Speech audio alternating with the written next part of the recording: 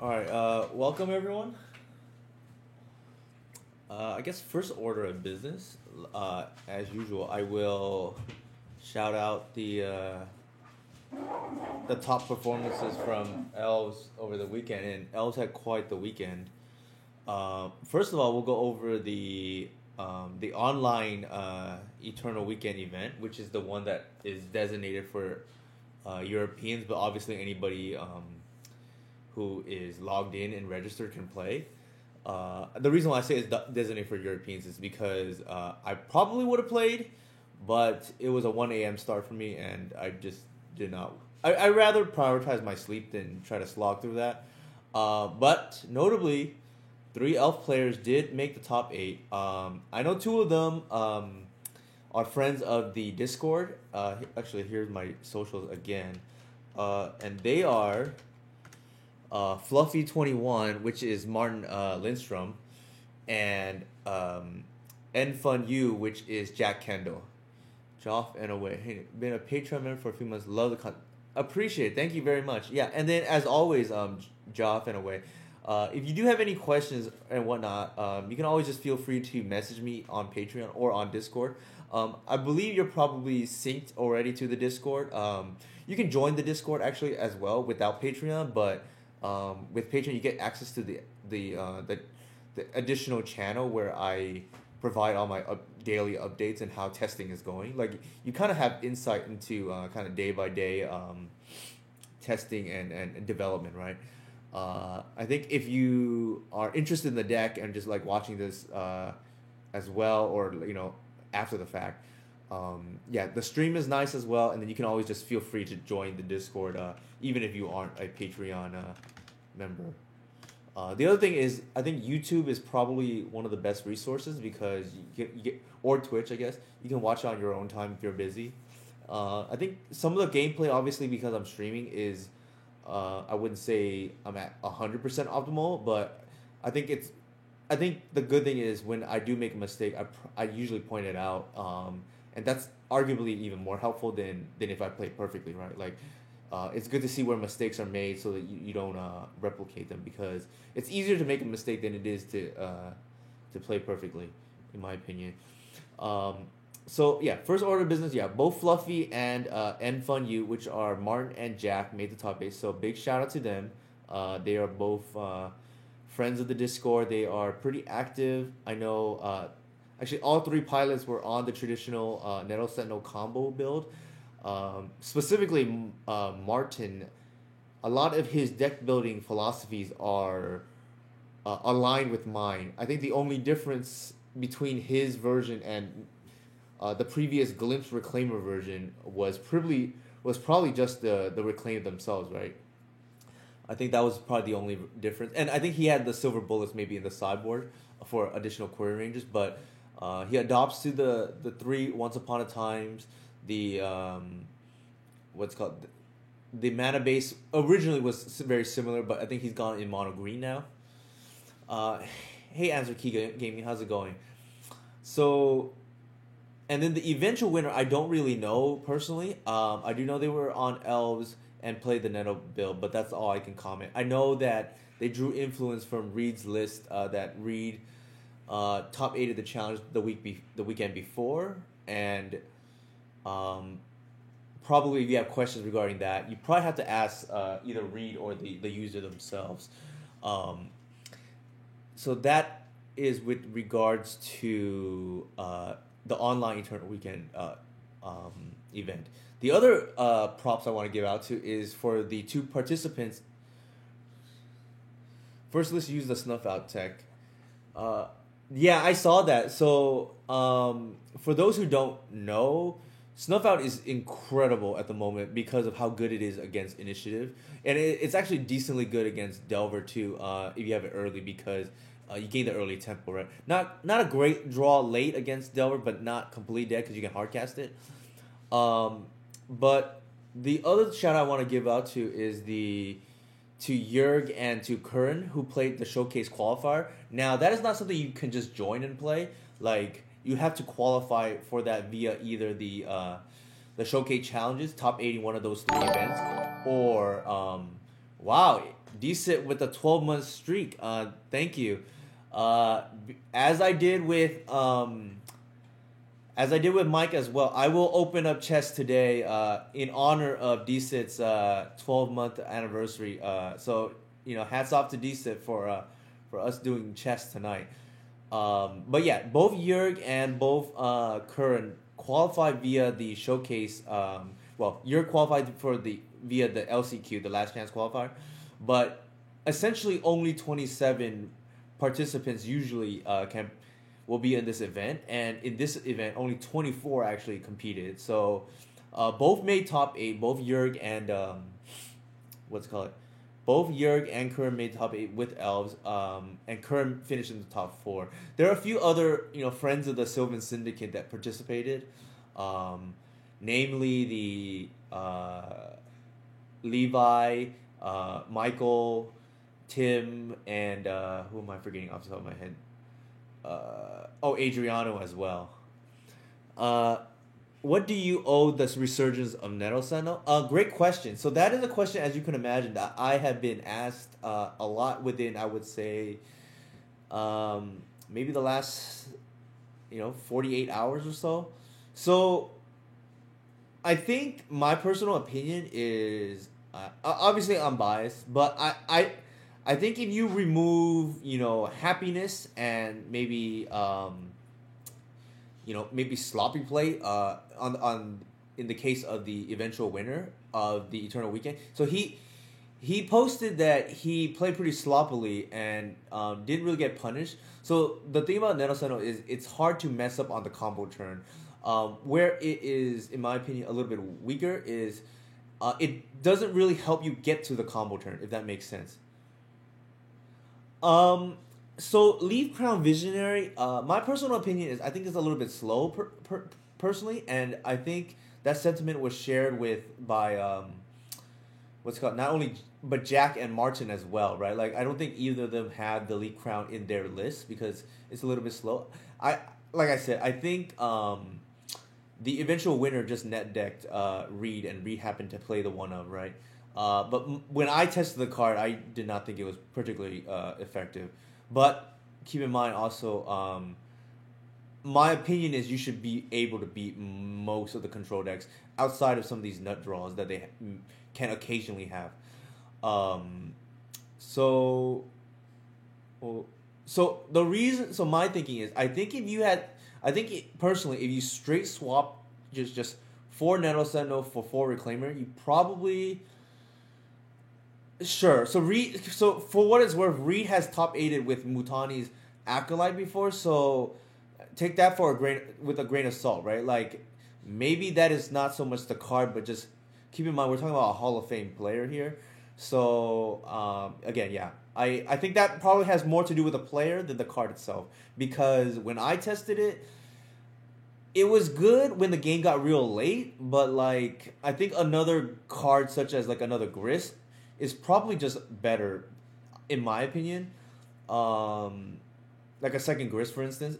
I think the card is like it's not that it's like putting in like a blank, but per se. But I do think people maybe it's a little bit slow, in my opinion. Thank you, Adriano.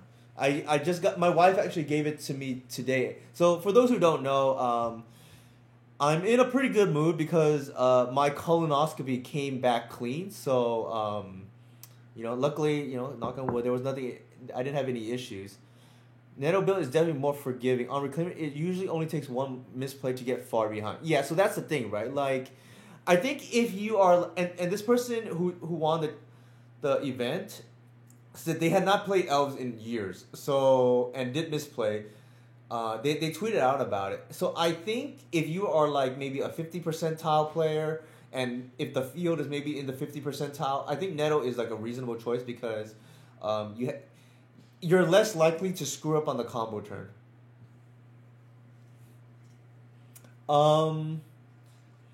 I think there is some merit to what Joff in a way is saying too. So like when you say, so the thing is like what I mean by that is Reed is somebody who is very busy. Not that other people are not, but I know for a fact that he does not have time to devote to Legacy too much.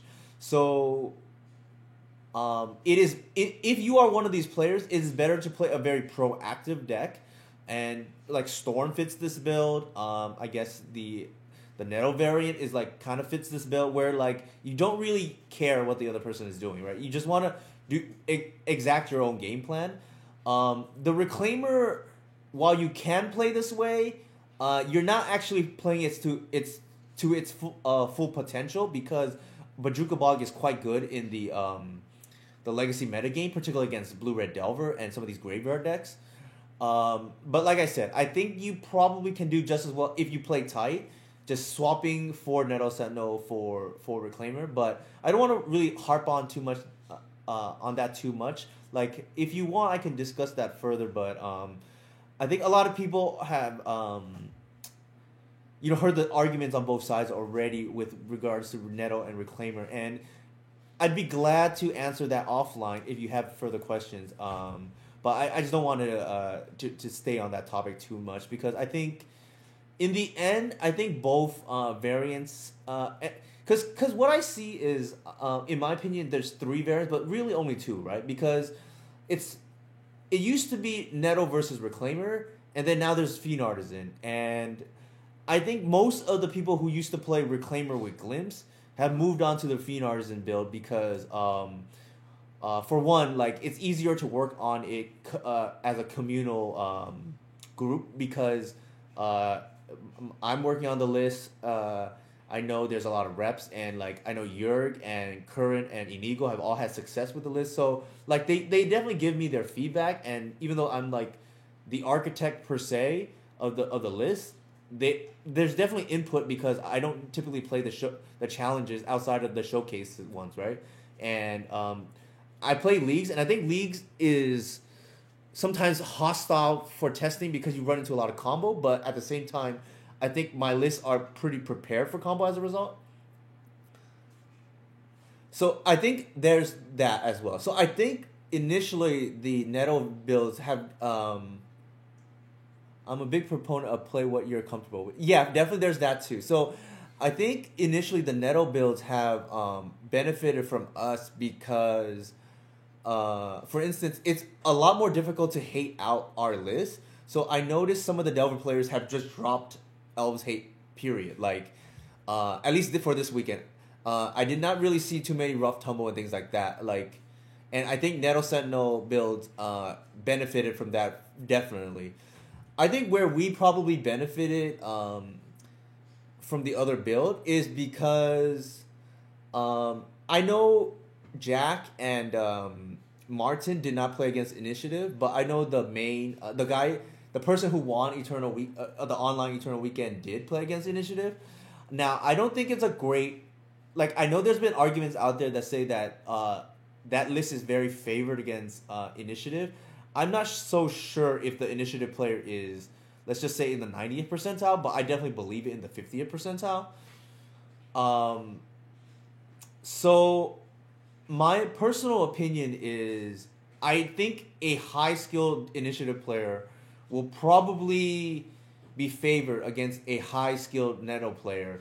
And the reason why I think that is because I did hear Reed's 2 losses at Eternal Weekend in paper were against Initiative, and maybe it's fluke, and I don't know how many Initiative players Reed played against overall, but I do know the 2 losses were against Initiative. What I took away though is, despite admittedly on their behalf, the winner of Eternal Weekend not having played perfectly, they felt they had a good Initiative matchup because they were able to go wide. And I think if I had dedicated, Curran, backstory. Curran actually played, not this list. This is brand new, so I'll get to this list in a minute. Played a list with 4 Strict Proctor in the sideboard, and I told Curran the night before the big realization I had, and this is talking with Adriano too, who may still be in the chat, but Adriano and I were discussing because he wanted to build a list for the showcase qualifier, and he wanted only 2 Artisan because that way he had access to it via Green Sun, but wouldn't draw it against Initiative. Now, that got me thinking. I was like, Adriano is onto a point here. Like, Fiend Artisan doesn't particularly line up well against initiative. So Reed played initiative 4 times. Okay, so thank you, Decent, for the background check, so to speak, right? So for the fact check. So it sounds like Reed went 2-2 against initiative, which is even, right? I mean, that's literally even. You won half of your matches, you lost half of your matches. So I don't think initiative like in the higher I don't think initiative.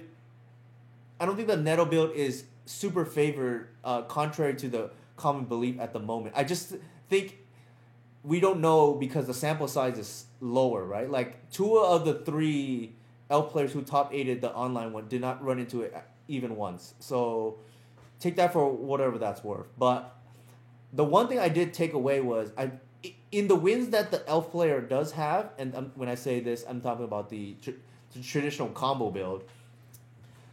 The path to victory is just going wide, and I think Artisan does not do that well. Artisan is good in the very grindy matchups, and unlike against Moonstompy, where when you get into grindy matchups, you have like a huge 7-7. That isn't typically the case against Initiative. So I felt like it was a liability, and I told Kern we came to the same conclusion, right? When I told Kern, he was on board immediately. Like for his event, just board out Initiative, bringing the strict proctors, right? The bigger thing with Initiative is that it replaced Moonstompy. So yeah, Moonstompy is pretty, for those who know, pretty hostile against elves, especially the Neto variant, because you don't have a big 7-7 late in the game. You just lose to Furies and Shatter Skull smashing and sideboard Fire Confluence. There's just like 12 sweepers, right? Even if that's better than Red Stompy. That's fair. I do think that's accurate, Joff, in a way. And that's kind of what I was alluding to. Street and Elves, why? Okay, so I was just going to get to that. White Stompy has a lot of removal. So the other thing about White Stompy is its removal is spot removal, whereas Red Stompy is its sweepers.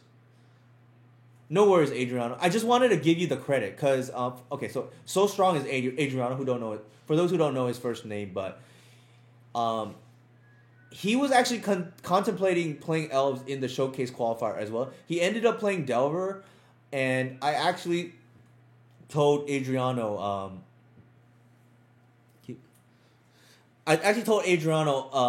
I would have recommended Delver for him personally as well because he did 5-0 with it. Now, he tweeted out, obviously, leagues are just a crapshoot.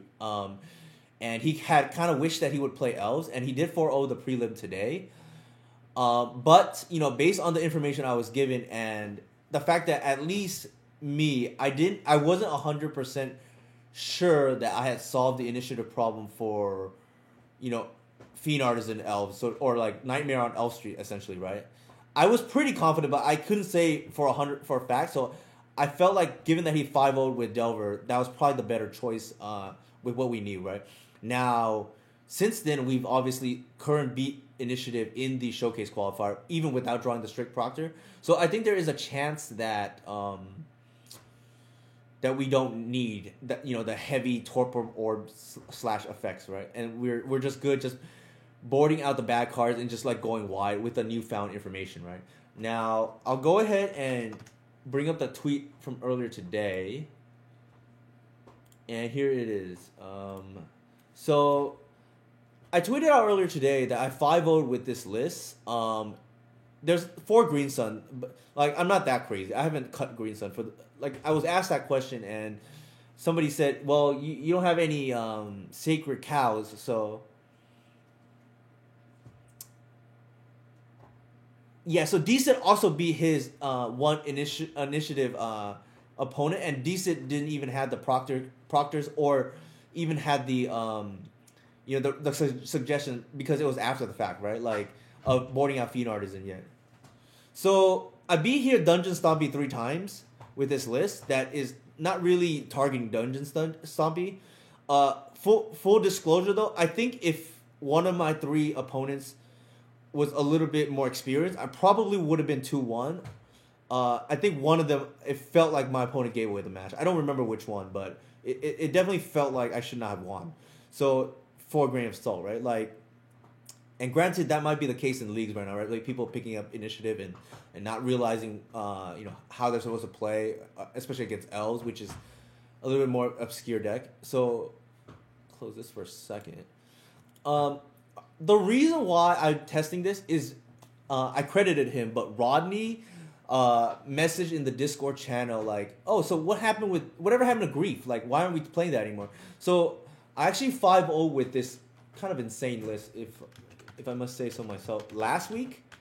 And then it got posted on MTG Goldfish, and then I just suggested it. But here's the list. This is gonna look wild if you have not played Elves and just tuning in for the first time and haven't seen my stream. I played 4 main deck snuff outs. That's how highly I think of the card in the meta game right now. And then I played the Grief. I played like a Plague Engineer. I don't know why. I think because I thought there could be a third path iconoclast like in the Delver list because it helps go wide against initiative. Here, this is just like full on scamming, right? Like, I played the 2 reanimates to try to scam opponents with the Griefs. It also added the black pitch count. So, what Adriano and I discussed was, and I kind of agreed with him, one of the flaws of Grief is against combo, we already mulligan a lot because we have to see specific cards, right? Whether that be Endurance, whether that be the Grief itself, Thoughtseize, etc. Now, let's just say we mulligan a 6 just to find our hate. If that hate is Grief and no black card, or even if we do have black card, right? Let's just say that's Artisan. Really, we're going down to 5, and that is a problem, in my opinion. So, what I wanted to do was hopefully shore that up, right? Or didn't even see it and go to 5 because we didn't see a black pitch, right? I wanted to shore that up, and then the best suggestion that was given to me was, oh, why don't you play some number of Street Reef in the main? It doesn't have to be the full set, because 4 is a little bit awkward, especially when Delver's like arguably still the best deck in the format. So I opted not to play 4. I felt 3 was a good number because like I was pretty much guaranteed to see it. And I did 5-0 with it, though not on the first try. I had some strange league yesterday, but... So, this increased the black density, kind of not for free, but like, it has some upside too. The biggest one is, or the most apparent one is Fiend Artisan. Like, it grows it, and I haven't got to blow out a Delver player trying to bolt my 3/3 Artisan and Street Reef in hand yet, but I'm sure that can come up. It also can just, in theory, like, allow you to play Artisan more proactively, right? You like Reef, it's a 4/4, you just slam it down, etc. I think if Initiative is still there, Delver might start playing Sprite Dragons, which makes Endurance plan not as reliable for us. So the good thing about that, Adriano, is I get the feeling DRC is too good to cut and Murktide is too good to cut. So I feel like 4 Endurance is probably going to be locked in our sideboard or in our 75 for quite a while. Now, if things change, we're not married to Endurance, and if anybody knows anything about me, I'm not married to pretty much any card outside of... Okay, in my opinion, the uncuttable cards at the moment, so to speak, are Gaia's Cradle, 2 Arbors, the Fetches, the Bayou, the mana-based source. I don't want to spend too much time. The Bog. But essentially, excluding the mana-base for a second, the uncuttable cards right now to me are... we need 4 Dorks, 4 Reclaimer, and it doesn't have to be Mystic or whatever. It could be something, right? 4 Artisan, 3 Once Upon a Time, Gris, Natural Order, and Hoof. That is it. And Green Sun. Like, everything else is on the table and negotiable, in my opinion. Like, the Best Friends package is negotiable. The Endurance and main deck Opposition Agent is also negotiable. I think the rest is, like, non-negotiable at the moment.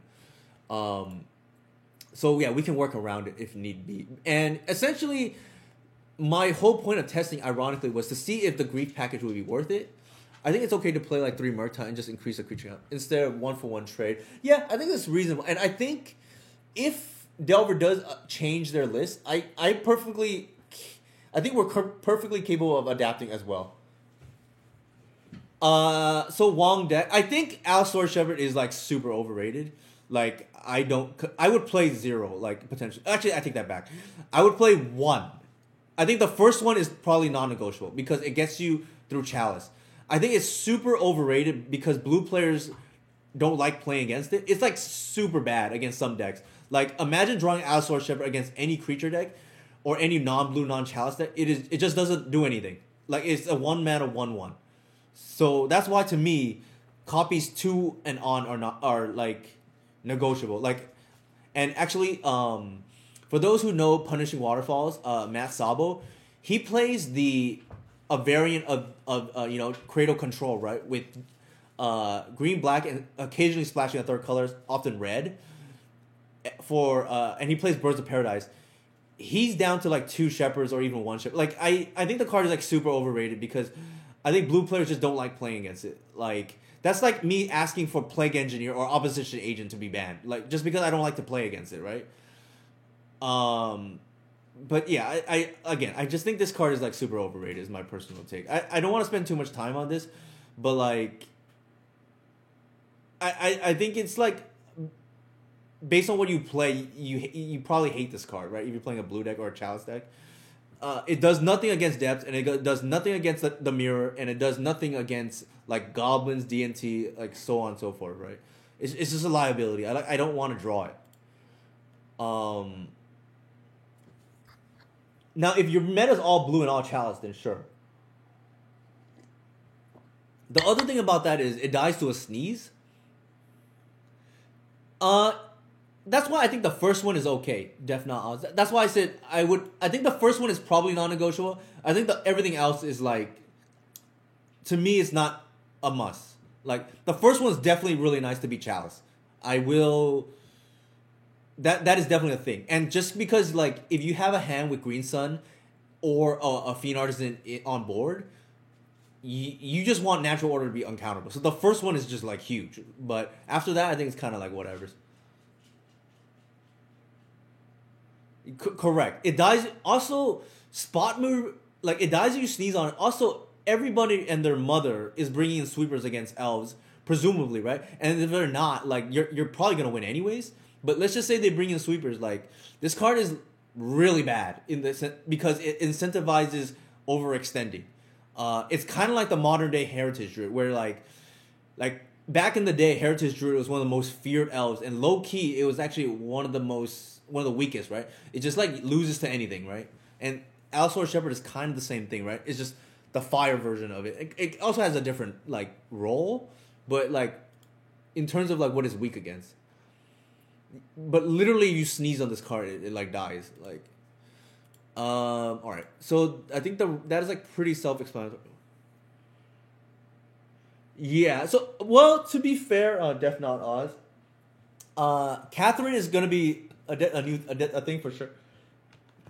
But so is this card. I think this card could be the future of Cradle Control. It's just that I can't test it right now. I don't play enough paper to like go out and bother to test it on paper. So I do think while there's another problem on the horizon, there could be reinforcements as well for what it's worth. But that's neither here nor there, right? I mean, I hope not. I personally, for anybody who knows me, I play the most conservative mana base you'll ever see. Like, I don't think you can build a better mana base than I typically do in terms of like how conservative, outside of maybe being monocolor. That's giving up a lot in my opinion because of Arbor and because of Reclaimer. I think you're already incentivized to splash, so that's a whole different spiel, right? Like most lists I've seen playing the traditional build play 19 lands. I would play 20. I got asked a question earlier today, would I go down to 21 lands in this build? And the answer is no. Like, I think 22 is the minimum. I've played 23 before. So, if you are the type that likes to cheat on their mana base, I'm probably the wrong person to ask. All right. With that said, we'll go ahead. Actually, I think I did explain. Yeah, the Street Reef is to increase the density of grief. The other thing Street Reef does that I realized while playing is it actually boosts the power level of Once Upon a Time, which I think is already a completely broken card. The reason why is because against certain decks, combo in particular, it's a dig 6 essentially to start the game, right? you're looking for exactly either endurance or reclaimer or grief potentially or artisan against some of these combo decks. Maybe more than two bio since force. No, I think two bio is the minimum, what we need, and that's good enough. If I were to change the mana base, what I would do is I would cut a Boseiju for the 10th fetch. Like I think I want to play the bare number of fetchables, which is 6. 2 Arbor, 2 Bayou, 2 Forest. Like I'm not gonna spend any more because fetches are broken. Like and we're already weak to like Mind Sensor and those kind of effects. So I'm okay with just like accepting that, right? Like I'm just gonna play as many fetches as possible. The problem is Boseiju is so broken card. I just made room for 2. Otherwise, if Boseiju didn't exist, I would play 11 fetches. Like I just do not care about having additional fetchables because I just think you just play as many fetches as you can. Otherwise, assuming Boseiju it doesn't exist, right? I just play 11 fetches.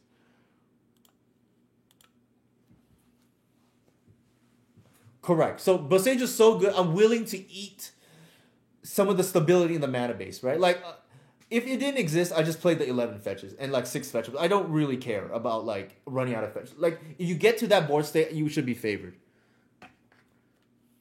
Pretty sure you saw you win again. Yeah, so it does like random things like that. Salvato. I do not. So they're on Yorion. We are typically favored against most Yorion lists.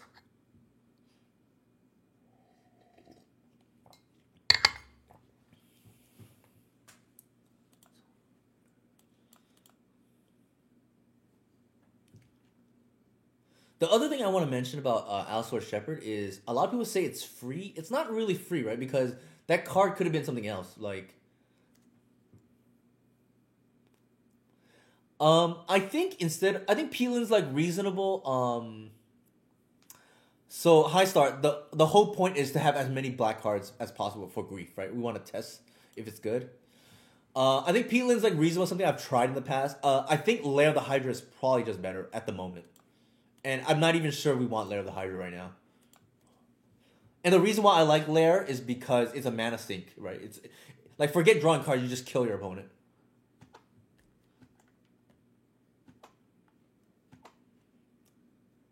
Alright, they didn't do anything, which is interesting.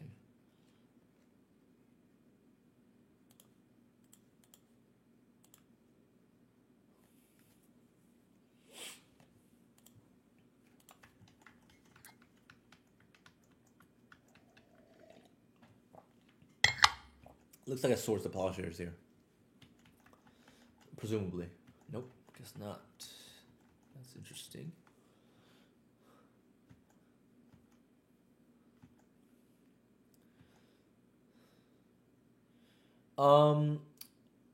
There is an argument to be made here to play the Gris.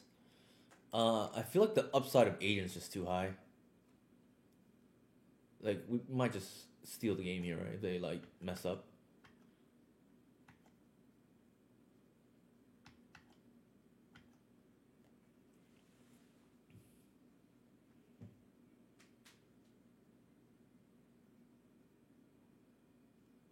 Why do they have an Aether? Oh, it's probably Cephalid Breakfast.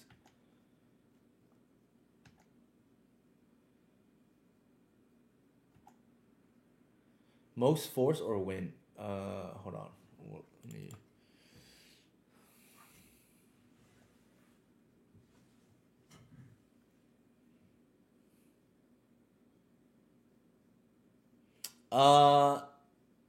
Yes and no, so strong. I think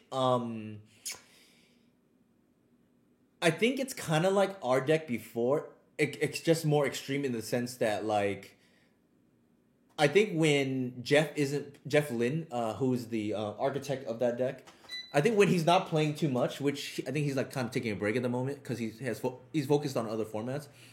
People just stop playing the deck, right? Because they just like defer to him. We kind of had that issue before, but I think there's definitely more pilots now on our list. Hey, MCL 1980.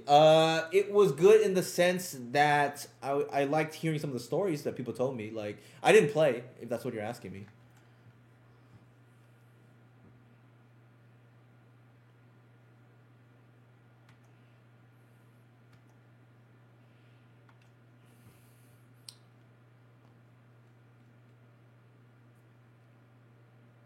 So here, I think we can do a couple things. We can shut up the. I think we want to shut up the vial.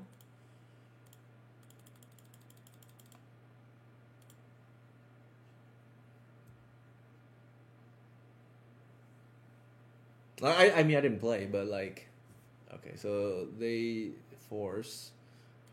What did they pitch? They pitched force pitching force. Okay, sure. Where does? No, I didn't play. It. So I mentioned at the beginning of the stream. I didn't. I couldn't travel, and if the online one was at 1 a.m. and I just did not want to suffer through that.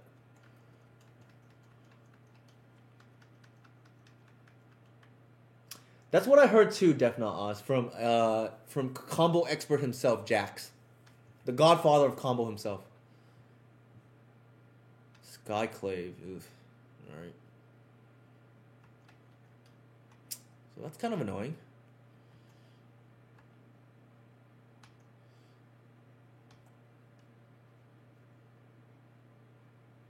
All right, we're gonna cycle that. The other thing Street Read does like digs me deeper, which is like pretty dope, right? I think here we are.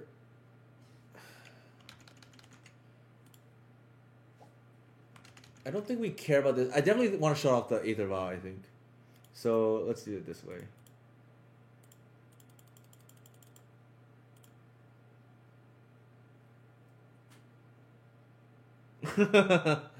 Alright, so we shut off the Aether Vial. Let's play this. And then pass.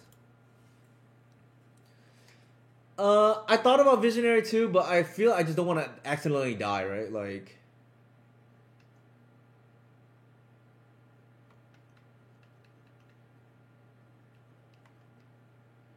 no, I think that's I don't want to I don't want to like play cards that depend on other cards, right? Otherwise, like you get into this Nettle Sentinel situation again, right? Like one of the reasons why I went away from Nettle Sentinel is because the card is bad unless you have Glimpse or Visionary plus Wire plus Heritage. Like there's a lot of moving cards, and it's like very easy to break up.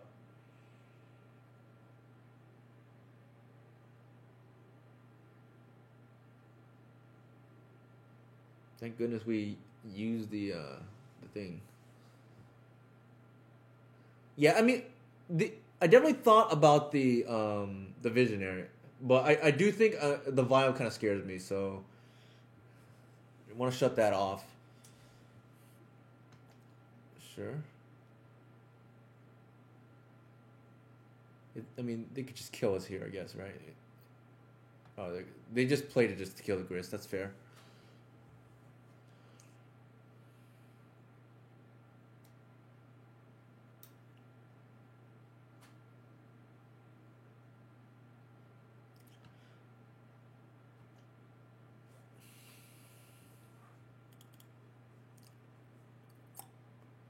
All right. Natural order wins, but we hear that phrase a lot.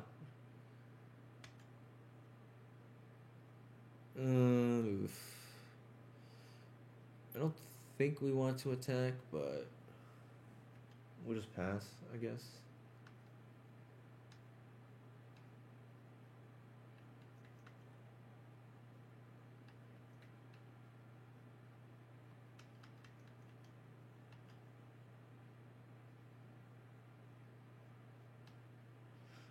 The other thing that Oof does is it does shut off their Shuko kill.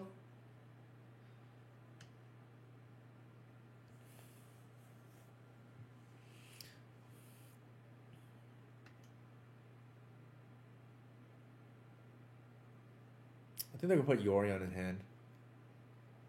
Yep. All right, we just need to draw well here and potentially fade a turn. That's unfortunate.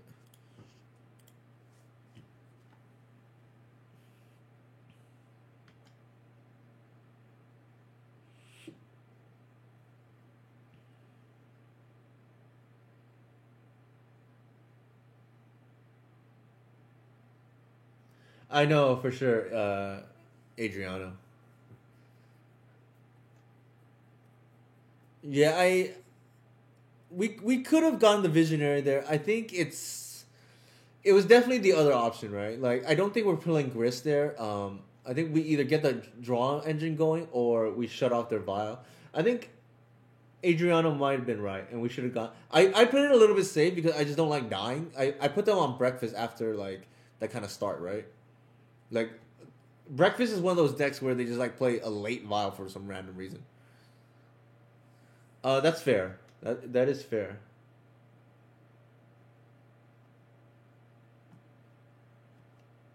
My thinking was the oof does double duty, but definitely like more of a. My thinking was yeah, turning off Shuko as well, so you get double duty, but like again, it's hindsight's also 50 2020. All right, we unfortunately cannot attack still. It's strange to me that they didn't Yori on there. What do they have? Oh, that's why.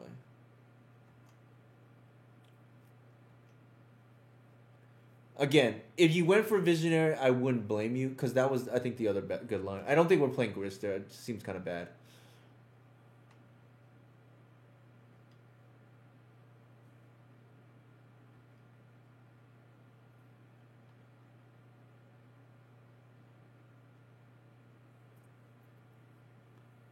We also kind of whiff. Like, we haven't really drawn anything. Like, this is what I'm talking about, right? Like, Shepard, again, here, not really doing anything.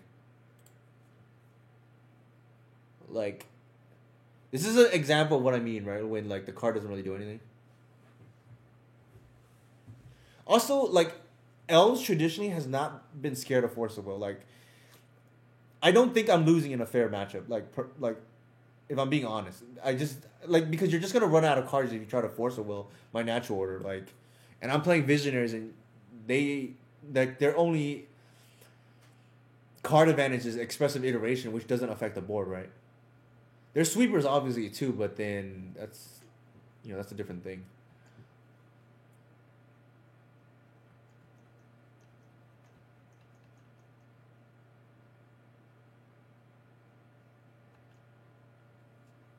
I could have like fogged their. I guess I could have like what's it called it save some damage from the solitude. I don't think it matters that much though. They could have just done it in response.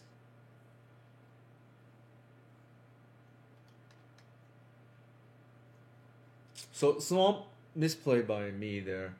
I didn't. I should have pumped. I just like clicked through it because I was chatting. I guess. I think in the in grand scheme of things, that's not really gonna matter.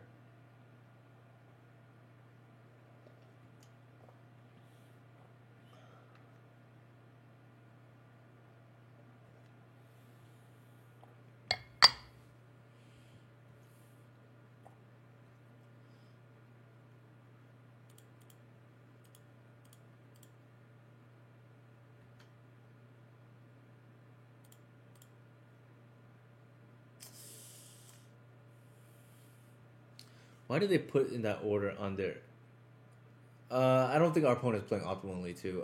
Definitely, for what it's worth.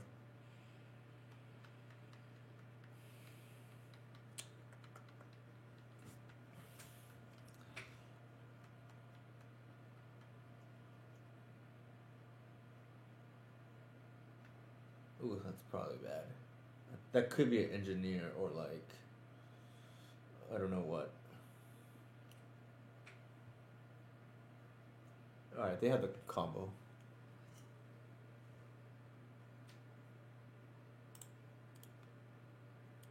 I think the other thing is like maybe we don't respect the combo because they're on Yorion, right? Maybe we're not. Maybe we just don't respect the combo. Um, Live and learn, right? Like I forgot for a second that they're on Yorion. So I think if I factor that in, I probably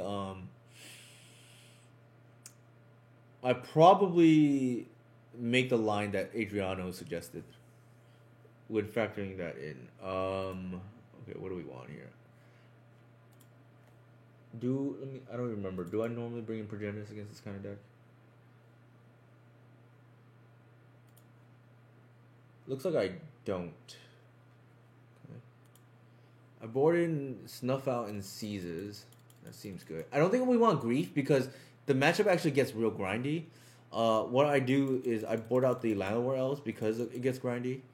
I think Agent is probably not... Well, it could be okay. They have Recruiters. Feels like a little bit too cute. I think maybe like that.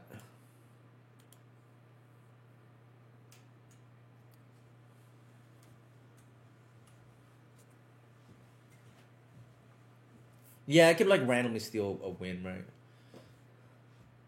Yeah, I think they probably do have Stoneforge Mystic for Shuko. They do have Recruiter and Fetches, so it's probably fine. Yeah, I like the one Visionary. I like the one Waterwood to tutor for. Like, it can be assembled with Artisan, which is kind of neat. I don't like the Dorks here because, like, oftentimes these black decks like to, like, mono Plague. Like, there's this belief out there that Plague Engineer beats Elves, and it probably does beat the traditional build. So, like, that is, like, one way I think the traditional build helps us because there are some players who are still believe, like, you know, just like in 2019, I guess, when it came out, that the elf player will scoop once engineer hits the board, and our deck doesn't really lose to engineer for the most part. Like, not, at least not by itself.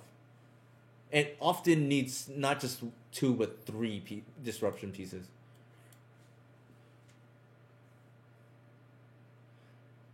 Why do we have Reef in our deck? Trying to die to Delver faster. So Nathan, I explained this already at the beginning, and I think this is fine, probably.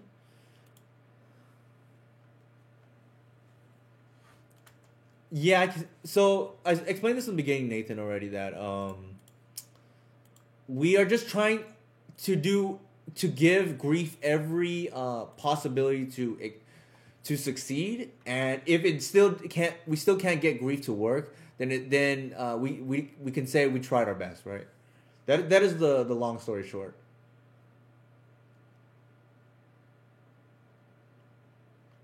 Reef notably pumps Artisan, which is like relevant. Like, I can only imagine the fear in the Delver player's eyes when you're staring down a 3/3 Artisan and you've already seen that they have access to Street Reef.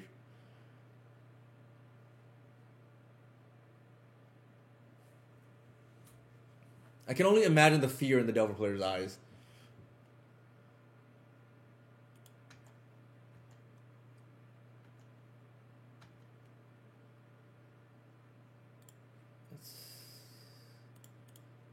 I think we do it this way. Actually, maybe I should have gone with Artisan.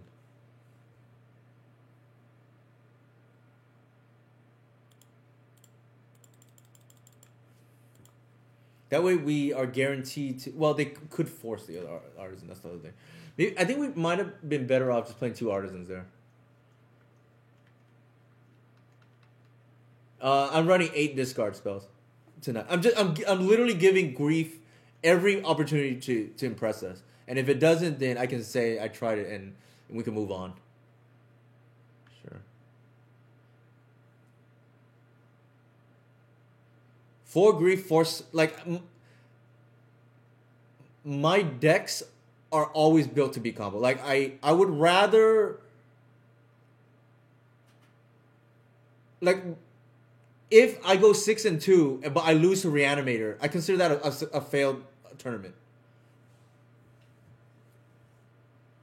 I do not want to lose to Reanimator, and I do not want to lose to Doomsday.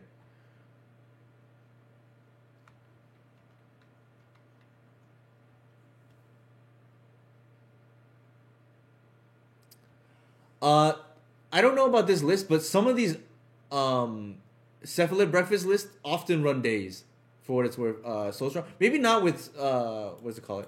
With Yorion, but otherwise I agree with you. Like, if I know for sure they don't run days, then yeah, I would conceal. They sometimes do have days, like I said.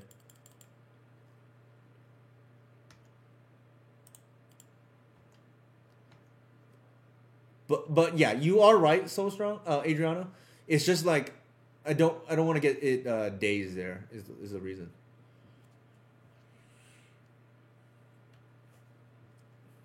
I think we just bog them now, like so we can turn on Thoughtseize next turn. Now, obviously, with 8 discard, like we lose more to Oops, like their ley line, but like I don't really plan on beating Oops, so that's fine.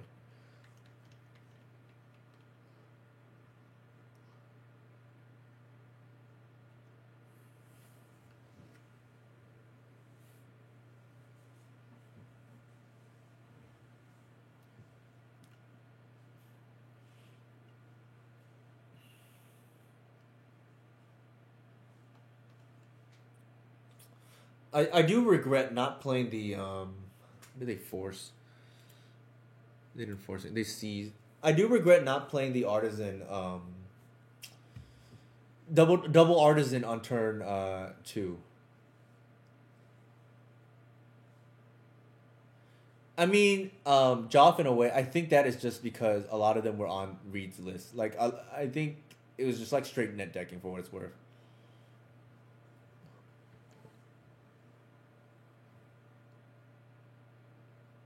Oof. Okay. They do, Nathan. I also think that just a lot of people just net debt Reed. Like, this is my opinion. Yeah, like Adriano here is like, okay. I think we're dead, perhaps.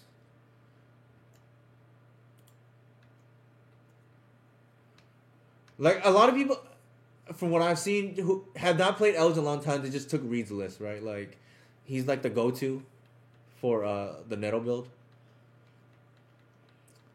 I told this to Adriano and who 4-0'd with the Nettle build earlier today. I think Adriano's list personally is better than Reed's list because the mana base is better.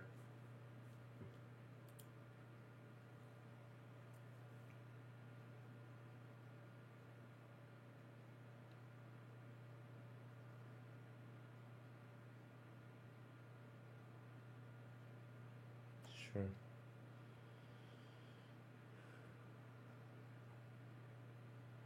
Like, I think it's completely wrong not to run at least 3-1. I would rather run 4 than 2 once upon a time. And also, I think Reed's list is 1 land short. I would play 20 like Adriano did. I think we're probably dead. Unfortunately, we might have been done in, to be honest, by my misplay earlier with the not playing the artisan. We might have been. I think we would have been able to get artisan on online earlier and start grinding them out with the grist. But here we're just kind of like we're kind of screwed. I think at the moment.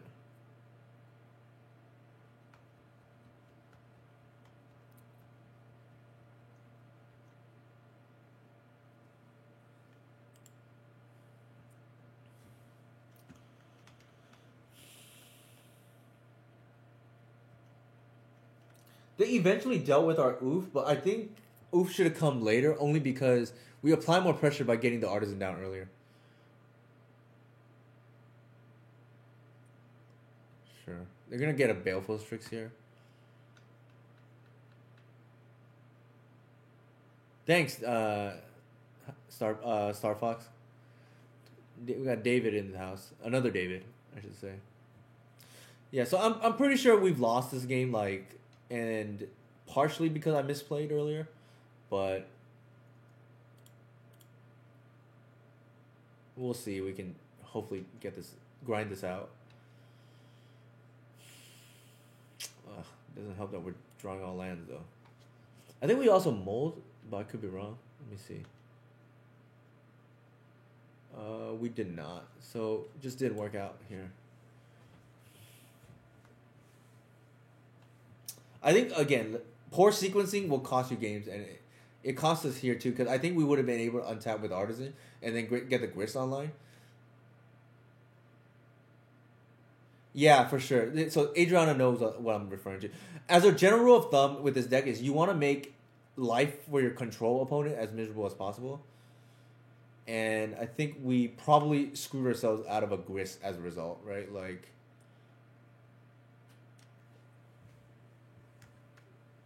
sure.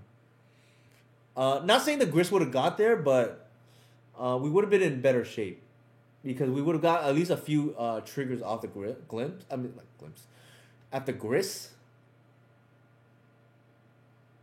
They should have been called.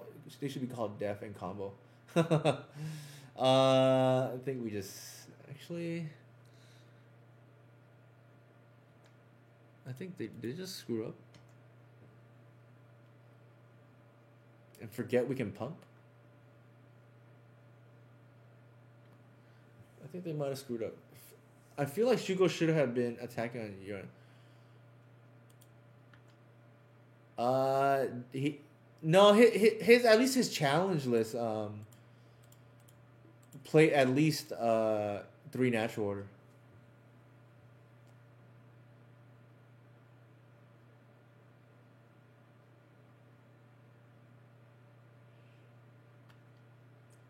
So if I were to guess Joffin away, that is him trying to fix the blue red matchup because natural order, in my opinion, is only bad against one deck, and that's Delver. Yeah, that's the only reason to do that, in my opinion. Because me personally, I only board out natural order ever in one matchup, and that's against blue red Delver. Yes, it actually, in my opinion, that makes it so much worse. Not just against initiative, against everything besides Delver, right? Like, I think natural order is just one of those cards that's just too good,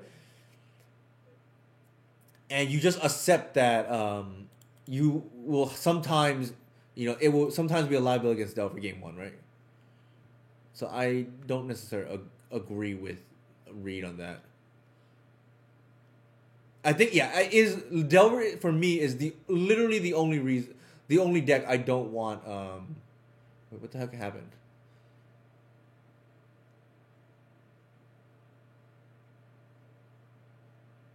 How come? What something was supposed to die? I think.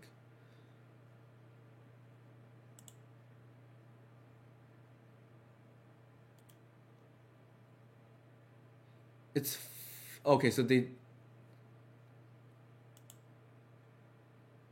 Okay, interesting. Weird.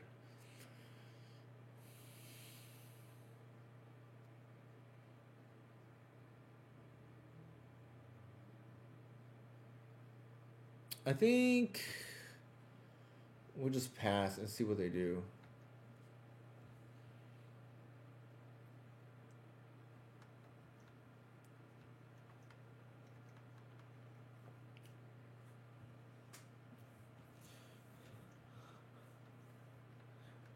If they go for it again, we have the punish now, right? Like, we have the snuff out.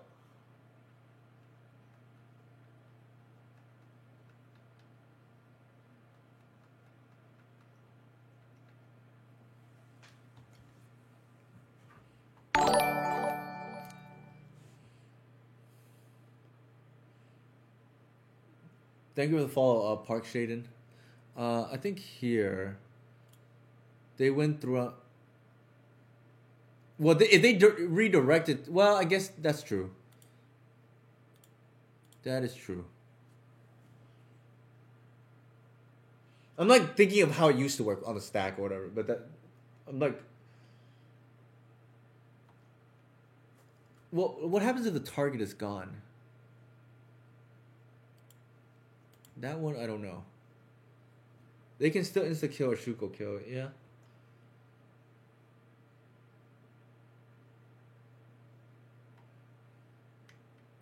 Where is natural order when we need it? See, this is what I mean, right? Like, you just want natural order sometimes. I think I'm just gonna attack and see what they do.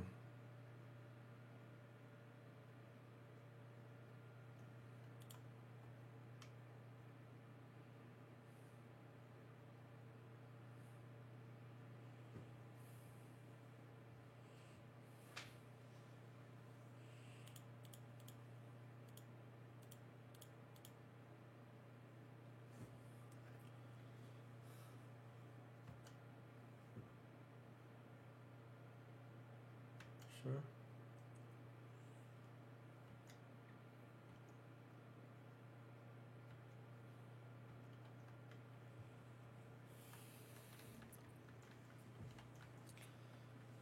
Fortunately, we can't get rid of that batter skull. It's ironic because I think actually batter skull should be boarded out in this matchup. But our opponent is potentially rewarded here. Actually, that was my mistake. I should have done it with this on the stack. Sure. I think we'll just do it now. Wouldn't it make sense to play a Castle card over Progenitus?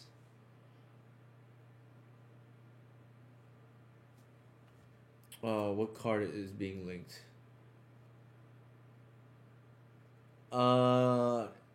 That is not. If you're suggesting that over Progenitus, I think you're missing the point of Progenitus. The whole point of Progenitus is it cannot be interacted with. Oh, what am I doing? They have the other kill. All right, I'm gonna concede.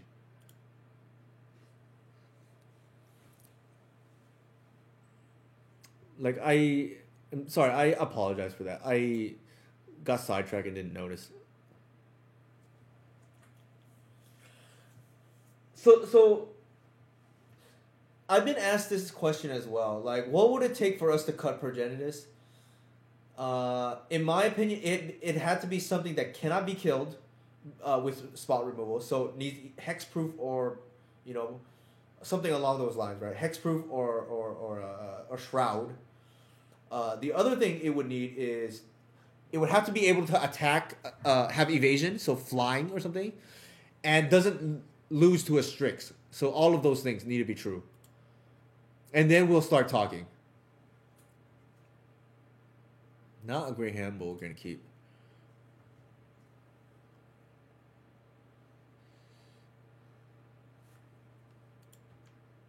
Killing the Yorion was a little loose, I think. It probably was, but I felt like we were going to die pretty soon. For what it's worth, Death Not Oz. To be fair, I wasn't playing the best there. I'll admit that. Although I don't think necessarily killing Yorion was... I think we kind of had to at some point, right? Otherwise we're just going to die to Yorion. I think the mistake that cost us was not playing the double Artisan much earlier in the game, right? And that just had cascading effects. Not guaranteed to win because, it's just two different additional... triggers, but potentially our opponent is priced into doing something else, right?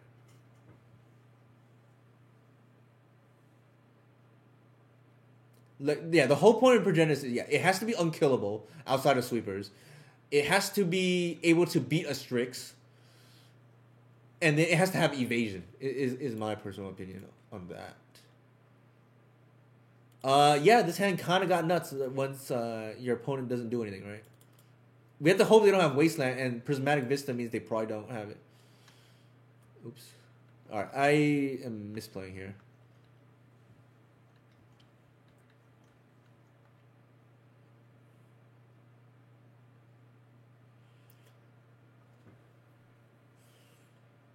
We missed 1 point of damage, but I don't think it's going to matter. We'll see. Sure.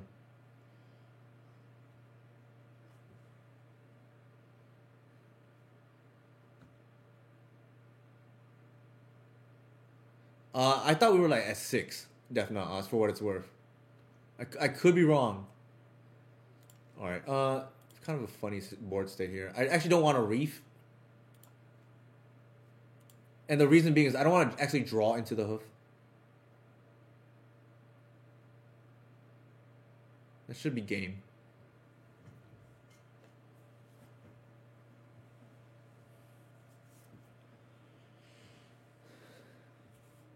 Ironically enough, I pair into combo all the time, and just when I want to pair into combo, excuse me, for testing purposes, I don't. This hour of the night is usually infested with combo players. And I'm talking about I'm not talking about creature combo either, like Alurin or Cephalibur. I'm talking about fast combo.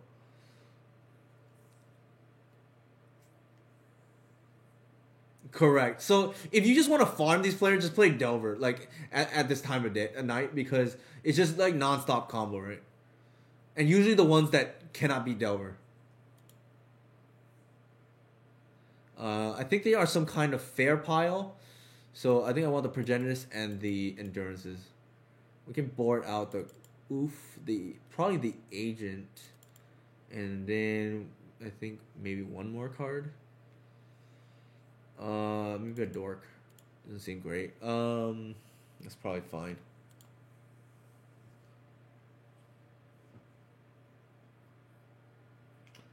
Yeah, I mean, I don't know what they're on. I don't want to like get into this bad like I have these players who like will super metagame based on like username. Um, so for instance, I played against somebody the other day, and I couldn't believe what the hand that they kept. They kept a hand with just Force plus Pitch and Fury plus Pitch. Like this is like Strifle pile, but it wasn't by Strifle, and I couldn't believe the hand that they kept. Like it was just like a do nothing with no island. So I didn't even know that they had Fury or Force, right? Like, so they went to turn 3, played nothing, and suddenly forced my card. I'm like, wow, I didn't even think Force was a possibility based on the lands that they showed, which is like Bayou and like something else I don't remember, and Taiga I think, and then yes, I know Strifle is on Fury. I'm not talking about him himself. I'm talking about somebody who picked up his deck. So essentially, the opponent picked their opening hand was Force plus Pitch and Fury plus Pitch. And they did nothing till turn 3 with no island in play. So I'm like, why would somebody keep that kind of hand? Yeah, so I lost actually a 5-0 to Chase actually on last week or whatever it was. But my point is like, what if I was just playing something else? Like you're screwed. Like you keep that kind of hand. I asked them. They kept me. They told me they kept. Oh, because they saw. Oh, it's Hello Newton. Like it must be good because it has Fury. I'm like, geez, that's like pretty sketch. I think if you're gonna go by that, like I could just change decks at any time. Like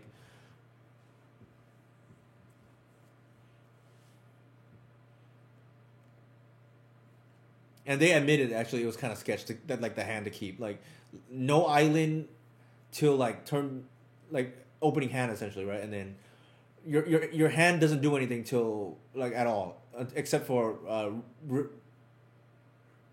reactive hand is what I'm saying. Mulligan.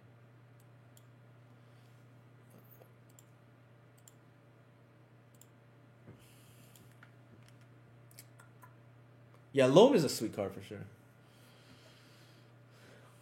Loam is definitely a sweet card.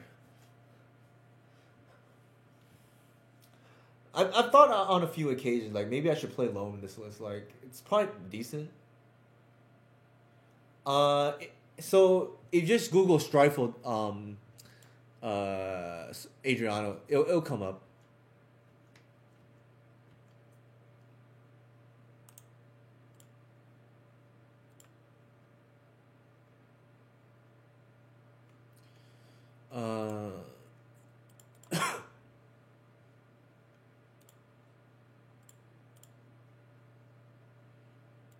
Uh, yes, because I want to see if I have a dork. Answer he gave me.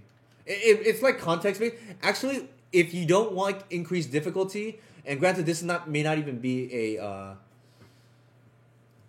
It may not even be a thing to going forward, but like I do think Fiend Artisan made the deck easier to play compared to the Reclaimer Glimpse version. I do think this version is probably now a little bit harder to play, for whatever that's worth. I think we just fire off the Artisan and force a response.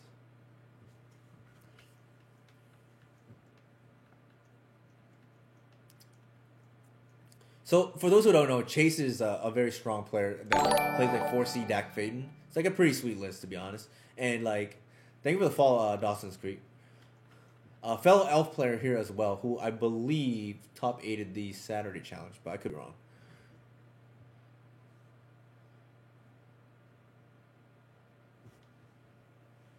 Yes, there you go. So, props to Dawson's Creep here. Thank you for the follow. I think Dawson also streams from time to time, so feel free to if you're interested in elf content of the combo variety. He plays the traditional list. Jite. Okay, I definitely was not expecting that. No worries, no worries. All right. What do we want to do here?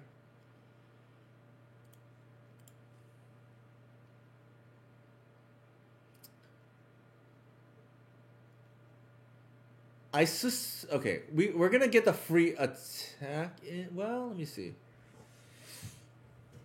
Yeah, we're gonna get the free attack in here. I doubt they block. Maybe they do. I don't know. All right. I guess they do.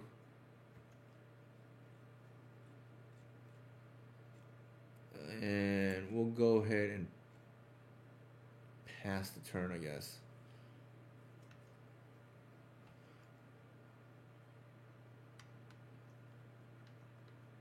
Yeah, this is the new Bam Blitz. I personally am not like super impressed with it. But maybe, I don't really like decks with too many 3-drops personally.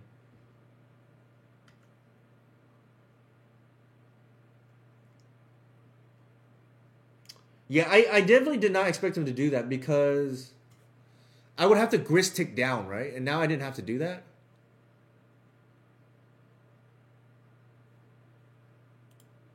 Sure.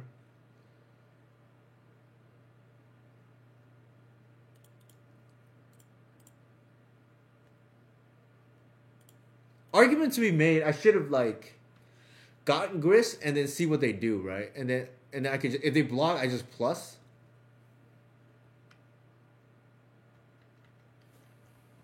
But definitely did not expect him to block there, and maybe they just didn't want the grist on board. Is the reason.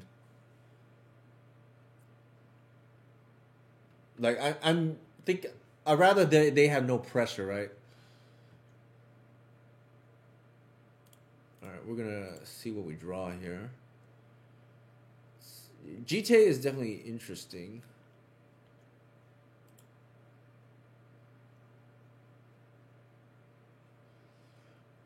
It might be a flood the board situation here.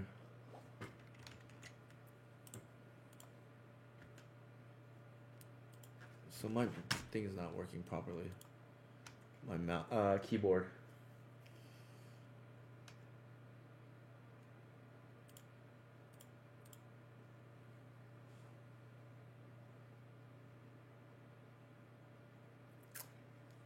Reclaimer is pretty scary, but like maybe not with the crate already on board. There's another artist. I think we're just gonna flood board and not respect sweeper here. Not when they have a GTA, I think.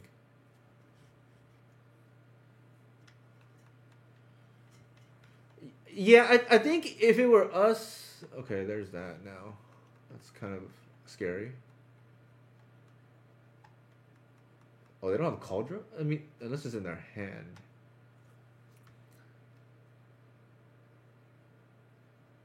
Huh.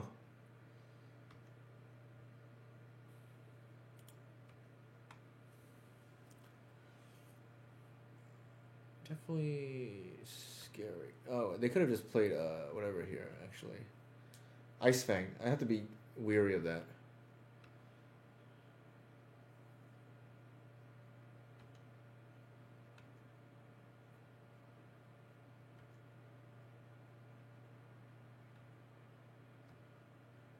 Alright, that's kind of bad for us now.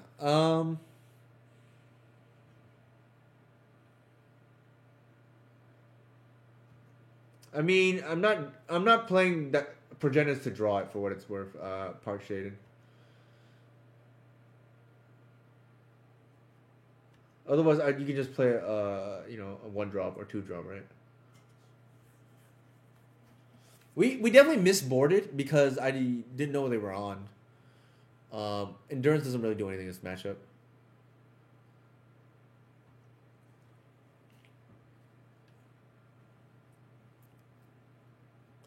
The correct line would have been on our end, just in case they blocked, to get the grist out and plus.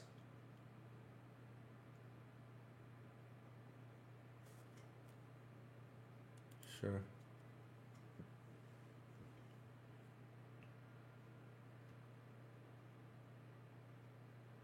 They don't stick Euro in that pile. I don't remember what the list looks like. So I know they have a batter skull that's potentially coming down here.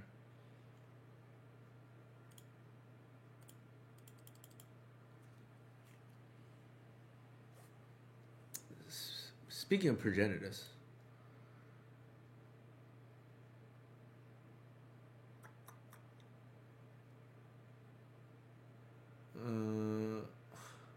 I think we don't even want to like. It's a little bit awkward.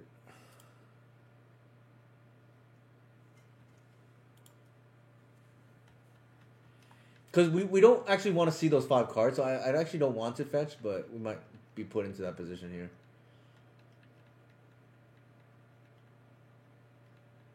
We did, for the record, misboard because we did not know where they were on. Like we didn't see much after game 1.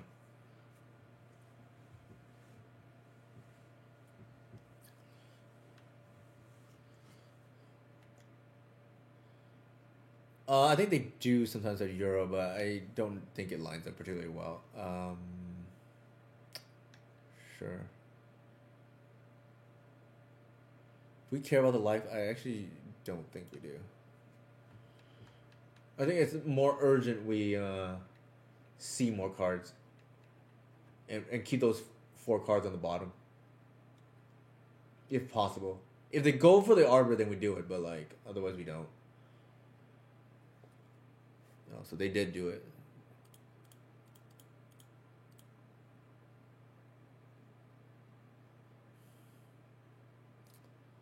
What are we getting here? I think we just decked in.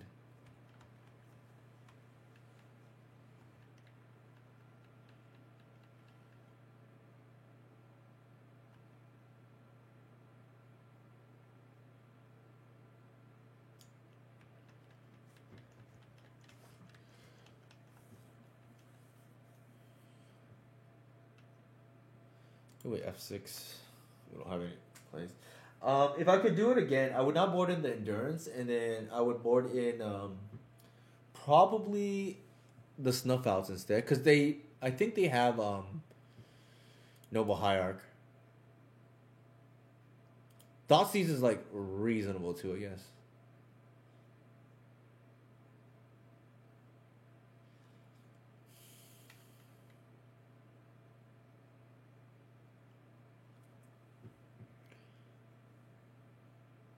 Sure. That's not the worst. That is not the worst.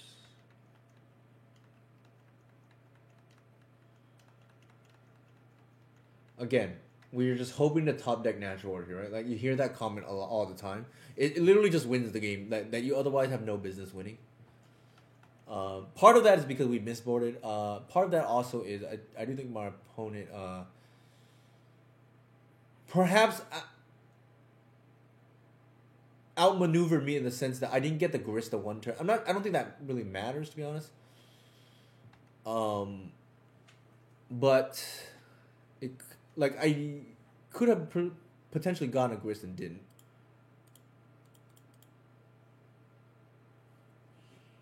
Here we're gonna take 1, 2, 3, 7 damage.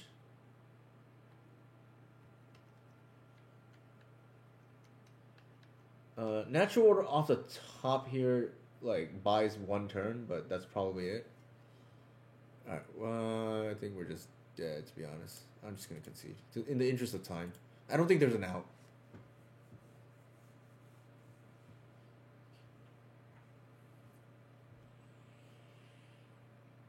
Yeah. At this point, yeah. So yeah, we're gonna board out the Endurances here, and then if they're on the deck, yeah, I think I like Oof when they have a Jite. If they're on the deck that I think they're on, the Snuff Out's probably pretty good. And then, I don't think we want Bog now. And that's probably fine.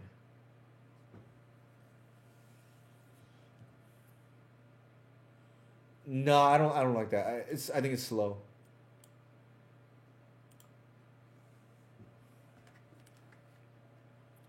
I don't really like opposition agent for Stoneforge when Stoneforge is the turn two play, right? Here we gotta maximize our once upon a time chances, right? By thinning first.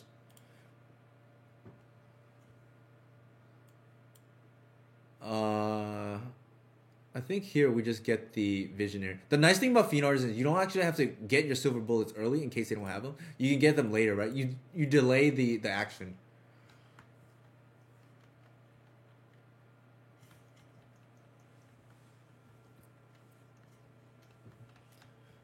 Like you don't want to have to get the collector oof early and then they have a different hand, right? Or they just get a cauldron or whatever.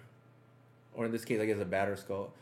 I think here we're kind of flooded, so I'm actually gonna take a different line than I normally would.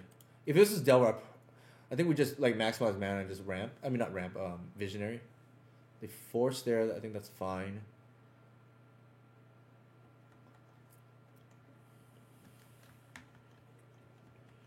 I think they probably forced for tempo. I'm sorry to hear that, Josh. Luckily, I've not been really following it, so I'm like okay, I guess. I think here I want to go Landlore. Let's see what they do. Into Artisan here, I think.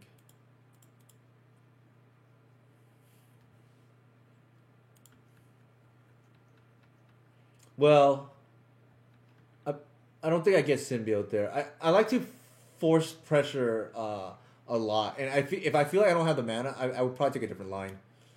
Definite odds. Like symbiote requires mana. I am on and off. So I missed today's game because of the colonoscopy, but I did see that Argentina won. I'm sorry for you, Adriano. I know as a Brazilian, this must be very painful. My fellow friend, who's also Brazilian, Romario, is probably in a lot of grief at the moment, which is fitting, right? Given we're playing. So Adriano actually made a good joke last week to me. When Brazil ended up losing, he said, "Well, I guess it's good. It's time for us to play grief in the sideboard, because that's only fitting, right?" I'm sorry, Adriano. Obviously, Adriano and Romario are two of my close friends, so I definitely feel their pain. So another good friend of mine is Jax. I don't know if you know Jax Dawson Creep. He's the Italian, and I mean it went Rome, and then unfortunately it didn't go after that.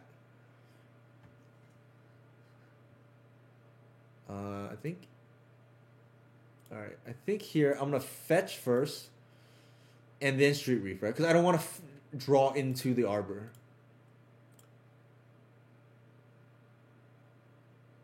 All right. I think here we just get the grist going. Like,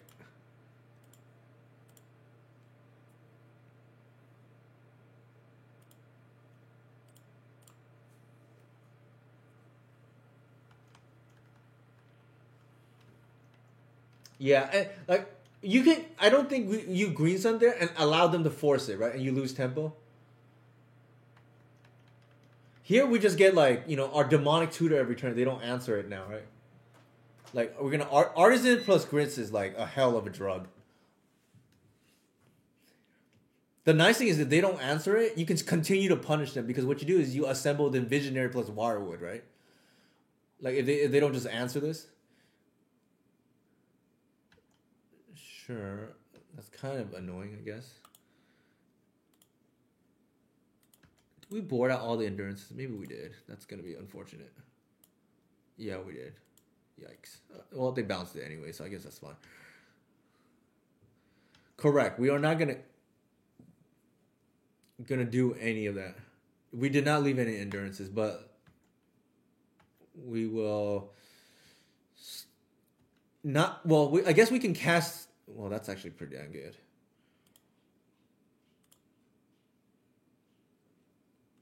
All right.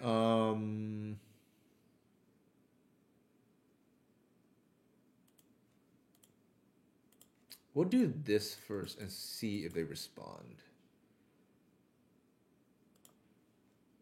It gets more mana, right? Maybe they pitch. I don't know. Like, that's fine with me, I think.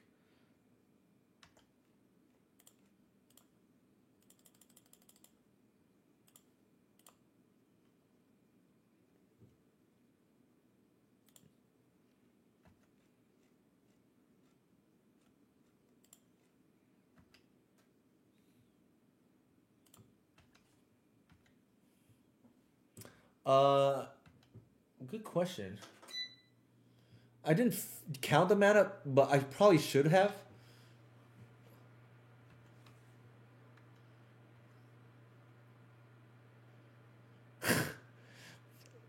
I'm very sorry for you, Adriana.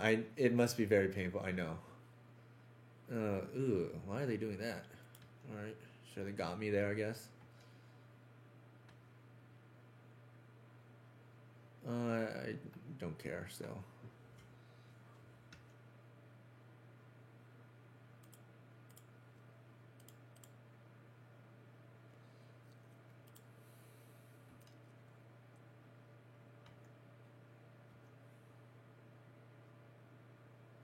Okay, that's pretty good. They have fouls, so going all in on the second cradle was risky. Yeah, I kind of wanted to just play it safe. Like, we're like pretty ahead, so there's like no reason to rush, right? I think here I'm just gonna bash with both and see what they do. I have the snuff out in case they have the endurance, so not like super scared. Oops.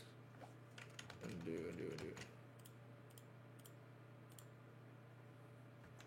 I miscounted actually. I thought I couldn't attack with the art, but I could. I don't think it's gonna end up.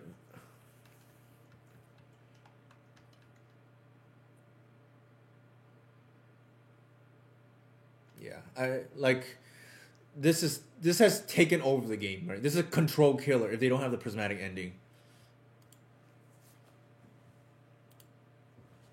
Like it's ending or pretty much lose the game. Like if you're the control player, right? We just like bleed them out. And shout out to Josh. Right? He mentioned it, right? There's no need to cast spells until they answer the artisan. And the only reason why we cast the cradle, sorry, not cradle, the green sun is because we try to get the wirewood plus visionary going because like they're obviously not stopping our grind, right?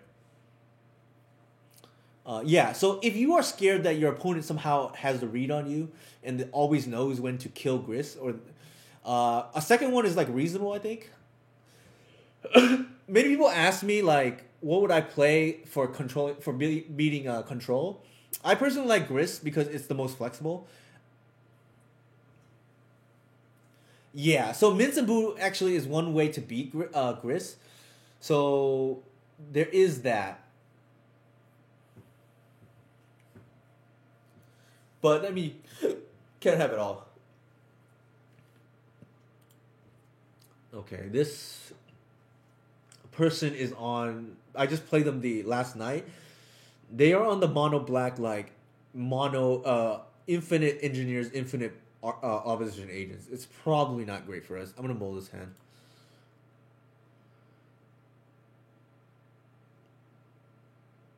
Uh, Directly yes. Indirectly, Minsenbu kind of does it. Keep.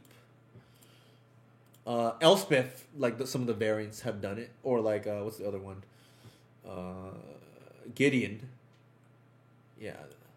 So I mold because I know from the other day they were on like this kind of opposition. Like essentially, I hate elves kind of deck.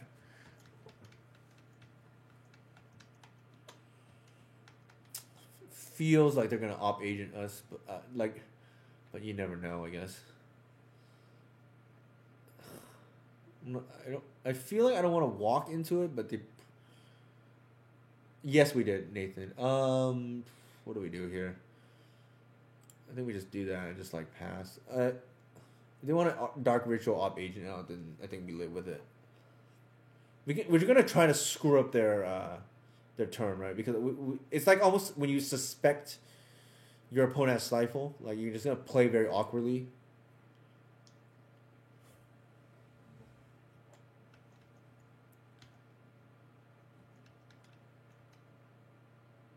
I feel like they always have it, but maybe I'm wrong. Oh my god. Well, we're gonna get blown out here.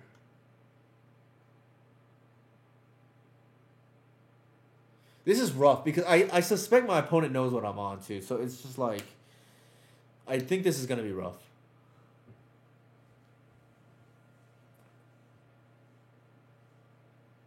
I think this is gonna be rough.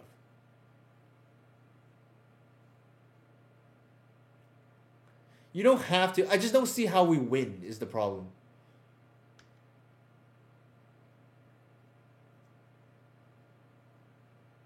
Well, actually, you know what I can do? I can try to time walk them again, right? Like they're gonna try to get me here on the end step, perhaps, and we just don't do it, and then let's see if they flash it in, right? Then it's like a mind game thing.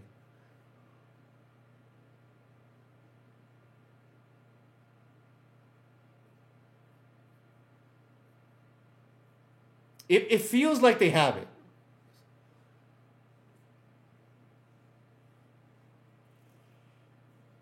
Yeah, they definitely have it. I'm not gonna do it there. I'm not. Ooh, that is actually quite good. All right, we are just gonna start to tick up, and it's gonna be kind of bad for our opponent.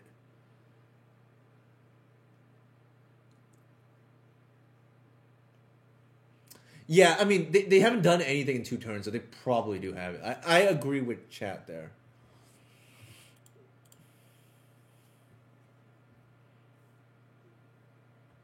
And then we're not gonna attack into it. The other thing is like I know my opponent knows what I'm playing.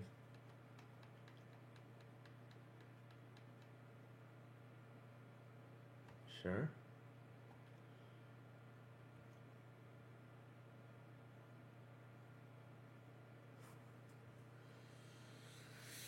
Okay, so the question here is: do we double block, or do we block with one and then tick down? Well, we have to.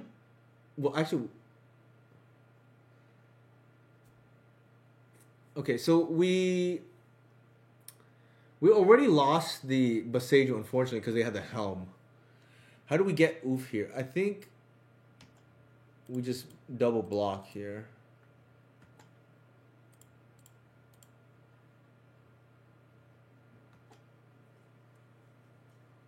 Yeah. Like you never know if they're.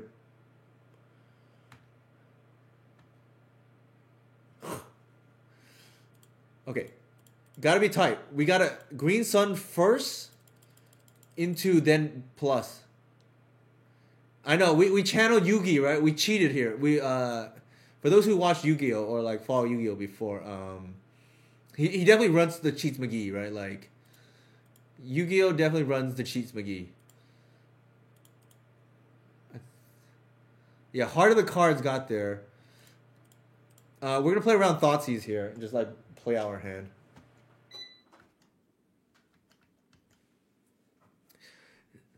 This matchup is pretty miserable. Like especially since your opponent knows where you're on. Like, yeah, okay, so we had the Soul Read. They're gonna seize us because they're frustrated. Like, feels like an opposition agent is coming. I don't think so too, but you never know. Like, hmm.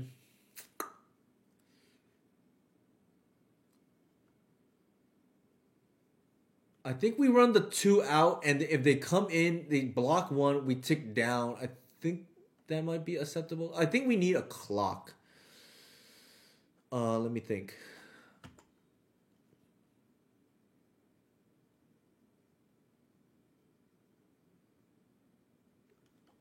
Okay, they just conceded. They probably feel like they can't win through this oof now, which is.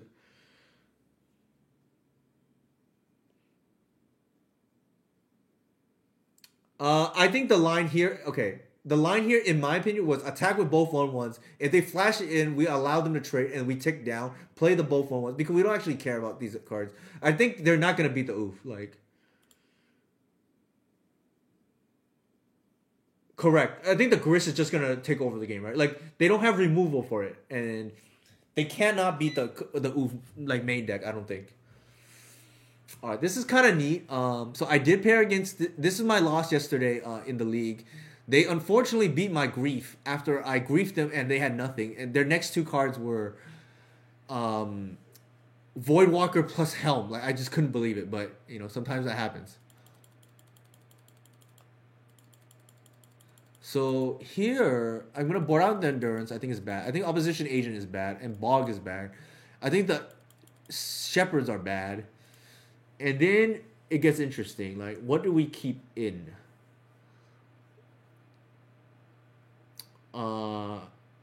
I suspect what's correct is probably trimming the slower stuff, like one of each.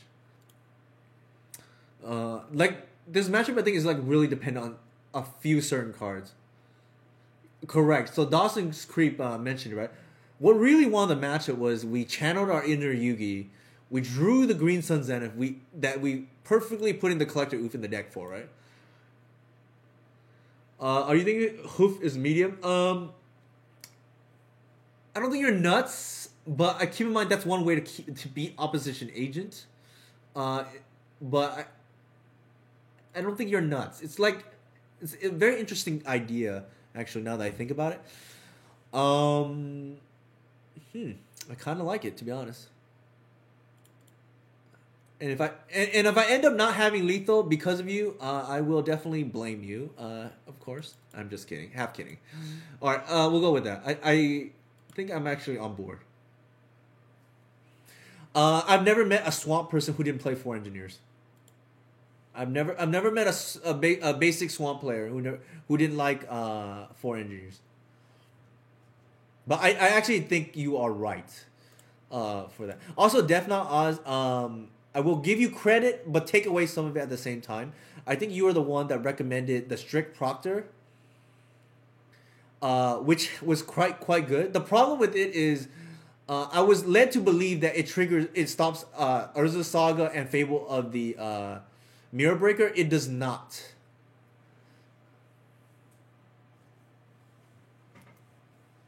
So credit goes to you for that, but at the same time, some of it was taken back, right? Because I was told that it stops Saga, and I don't think that is true.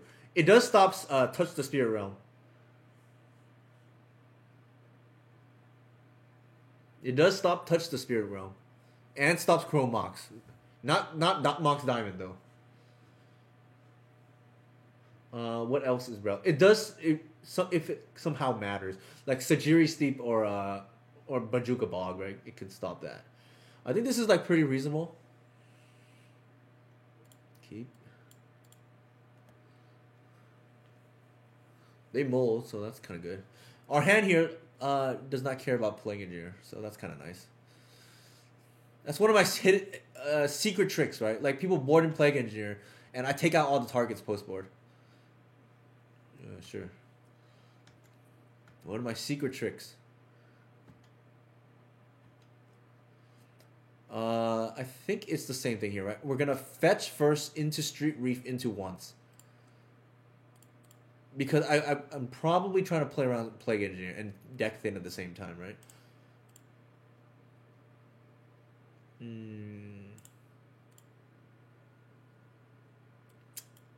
Hello, Artisan.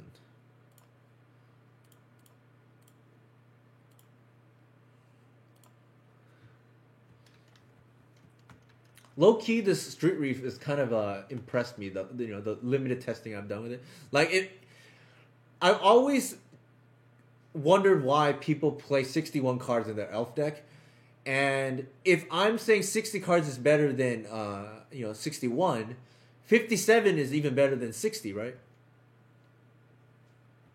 Right, by that logic.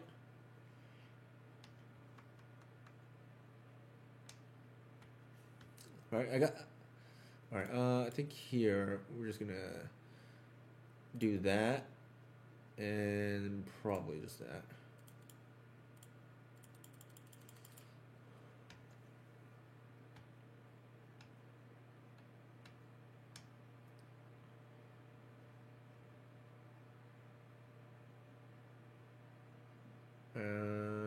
care about here? I think the Reclaimer is not needed here.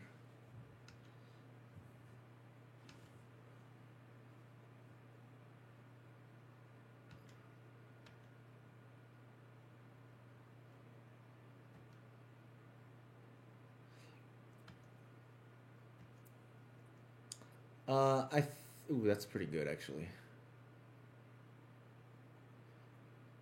I think we just like do it now.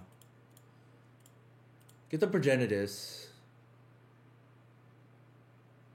Actually, that was a mistake. Shoot. Shoot. That was a mistake.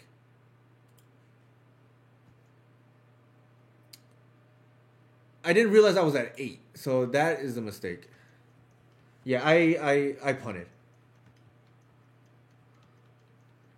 I like tunnel vision into the Progenitus, not realizing like I can't stop their attackers.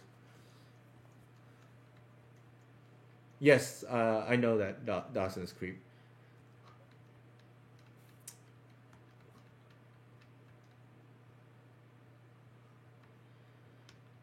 So that is on me. That's true. We boarded out the hoof, so it didn't even matter. Okay. All right, we're just dead here.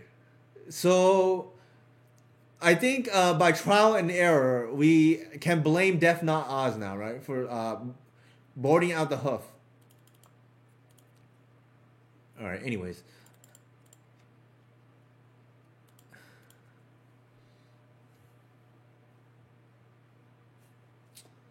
Also, there is... Okay, I kind of like this hand.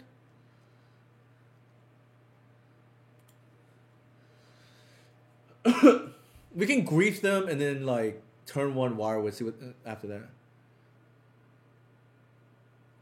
I want a split with Dismembers. Nah, why pay 1 mana when you can put when you pay 0?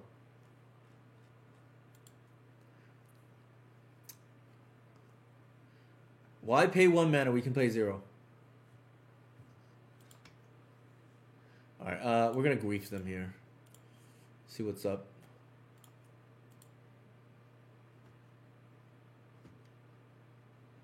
So, Opposition Agent, Fatal Push, Voidwalker, and Ritual.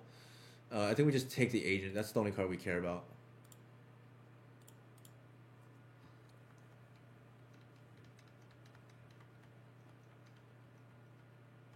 Yeah, I don't really care. I just assume that I can seize their hand, right? Like, if need be. If I need to kill a 3-drop. Or play around it, right?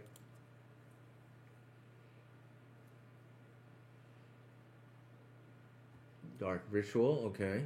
Into Voidwalker, into maybe push? Sure, I think I'll take that trade any day.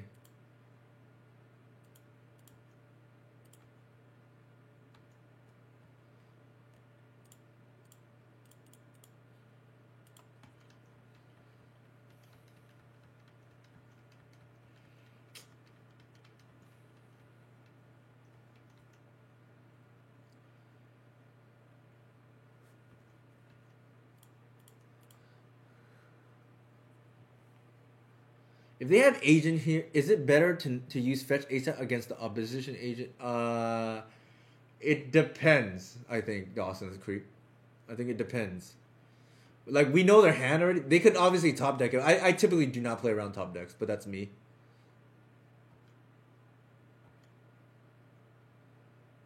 I think it really depends.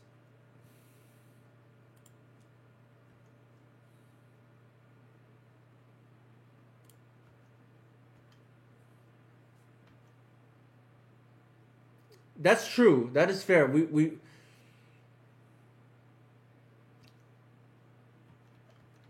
I'm not somebody who likes to be let's not be results oriented, but you got to be kidding me. This is like, yeah. This is the second time in 2 days they just like top deck what they needed. The other time was more egregious. It was literally nothing into Voidwalker into kill. Alright, we are now dead. That's okay. Let the record know we would have won game 2 if not for Def Oz. But to be fair, there is a chance he is still right, and we should not be results oriented. There is a chance.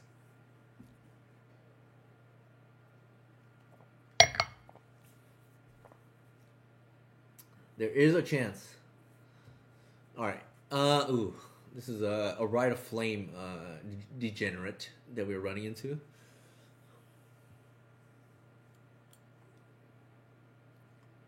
Hoof didn't win there either.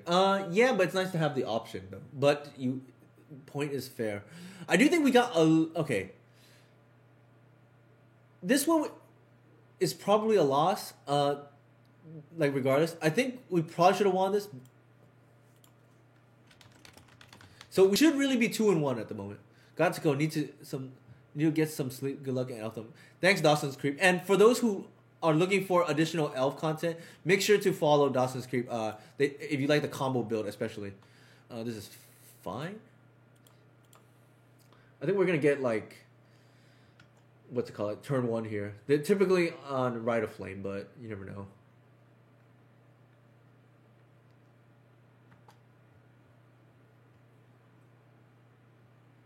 They are typically a Rite of Flame gamer, but I mean, we don't know for sure, right?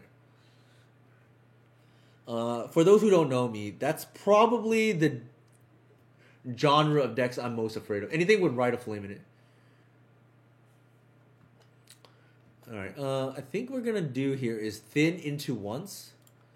Obviously, the best fetch to lead off of is Windswept because you could technically be on, what is it called? Green-White Depths.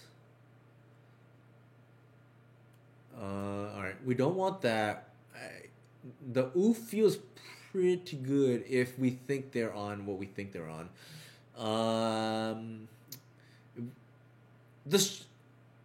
We are gonna take a calculated chance here that's what they're on.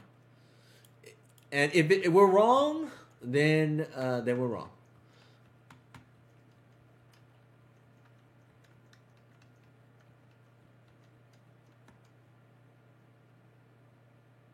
Oh my god. What is going on? They're playing shoot. Glimpse of Tomorrow, whatever it's called. So again, I mentioned you should not guess what your opponent is on, and we got punished and we did that. We probably if it was in the dark, I'd probably take the Street Reef there. If it was in the... Ooh, that's actually kind of good. Well, sort of. I think... Ooh, substitution is actually a pretty good guess. Fornia. Yes, I know Oath is unbanned. Sorry. Alright, so we technically have a kill next turn. But will there be a next turn? Feels like there might not be. Actually, they cannot be on Glimpse of Tomorrow because of the Ponder. Uh-oh. Could be it here.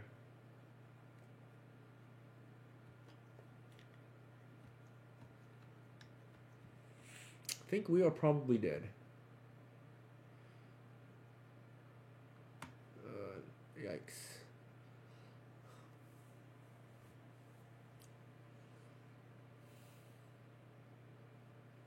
If only we had Birchlore Rangers. We could pay for the pack, right?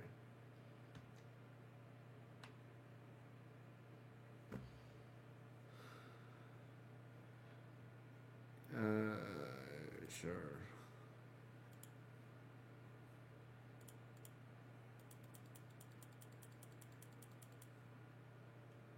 Yeah.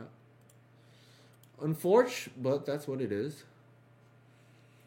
The good thing is we have it looking to pair into combo, and we finally get our wish, right? Like, let's see how the griefs pan out, so to speak. I don't even... Is Oof even good against them? Probably not. Bog, probably not. I think we just take out, the slow stuff. Actually, this is bad, too. What are we keeping in? Maybe one Wirewood.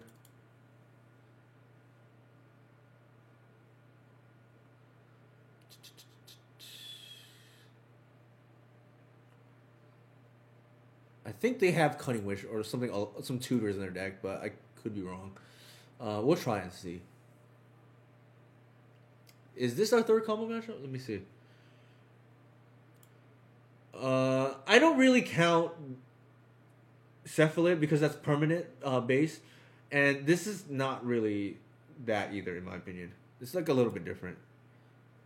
Although point taken, we did board both Seas and Grief, so point well taken, I guess.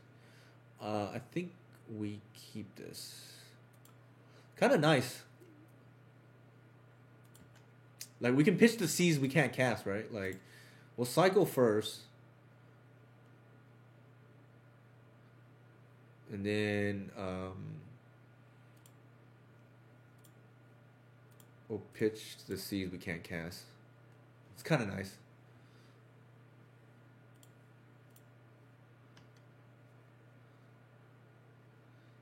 The reason why we didn't play Kratos, in the event they have Force, it's like really bad for us. Show and Tell, Hive Mind. They have 2 Show and Tells and a Pack of the Titan.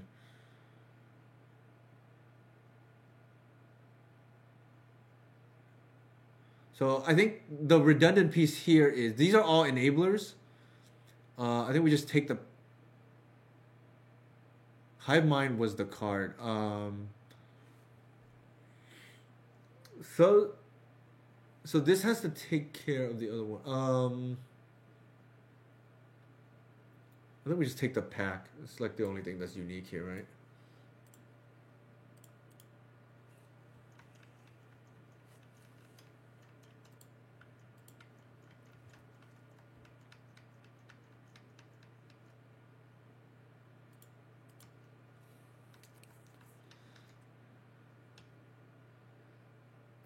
I think here we're gonna go ahead and just play the Artisan and see what happens. It's times like this where I kind of wish I had a Mesmeric Fiend to tutor for, but we don't. Actually, we have Griefs in our deck. What am I saying? What am I saying? We have Griefs. What am I talking about?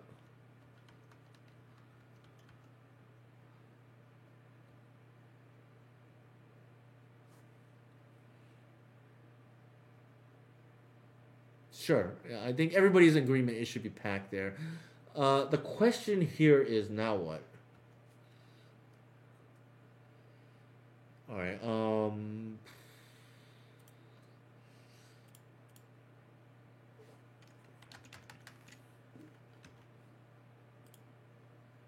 2, 3, 4.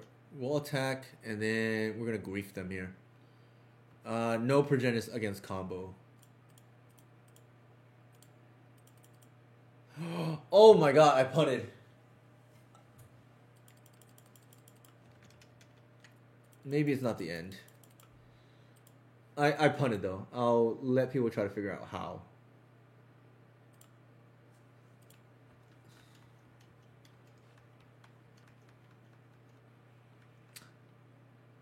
No.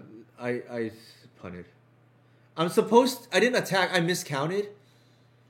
And, okay, here's getting punished now.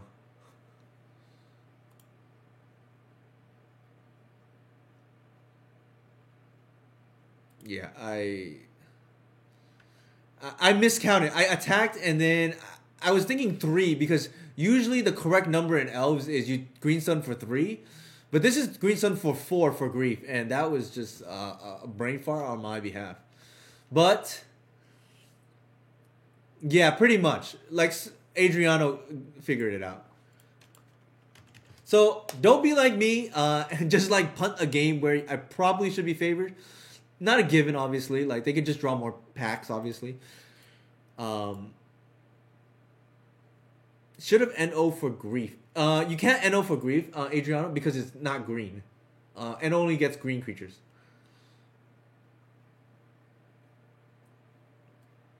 So brain fart on my behalf. I'm supposed to rotate the landlord there for grief, and I just had a brain fart. The good thing is I make these mistakes so you don't have to, right? So don't be like me and like. Obviously, this is like a new play patterns that I think I rotated for grief, not grief, like once in a league last week or so, whatever it was when I first tried this. Try griefs, right? You, uh, they did, but then they didn't have 4 mana, right? Right. So they we could have taken the hive mind, and then they would have needed to draw another land. Now, obviously, we need to continue to draw more lands because we can grief for grief, if that makes sense. They did have mana for show and tell, correct. So we could have taken their hive mind, and then we could have waited for them to draw. Like essentially, what we needed to do there was draw another land, and then we can start actually chaining griefs the way that we chain endurances against like some of these Delver decks. Speaking of which, this person should be on Delver. Keep. What do we want to do here? We can grow our artisan. I don't think endurance is the line here, but I think we need another land first. See, this is the problem I'm getting into, right? Like, this is like an unknown, and I kind of like everything else. So let's put this away.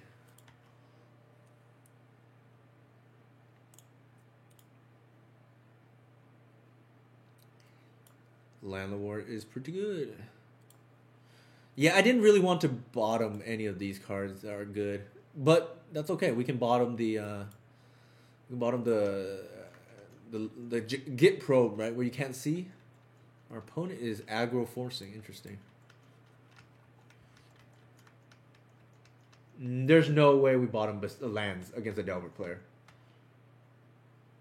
Adriano. We gotta hit land drops for the first 3 turns, in my opinion.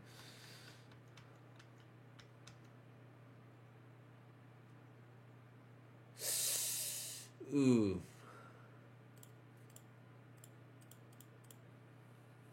We'll run this into days, it's fine.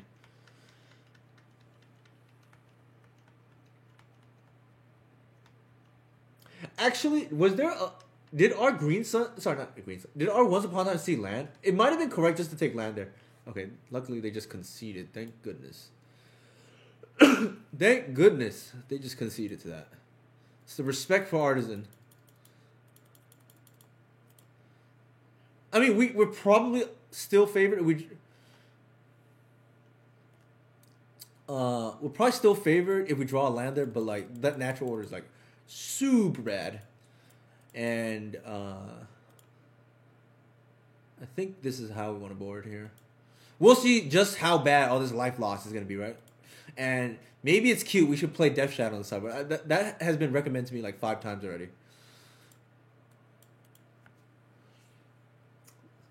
The good old turn 1 snuff out whatever they do. Like, I love the turn 1 blind force from our opponent, right? No matter what we're doing, they're blind force. Well, we have our own similar play. Turn 1 blind snuff out whatever you do. Except our force here doesn't cost mana. Sorry, a card.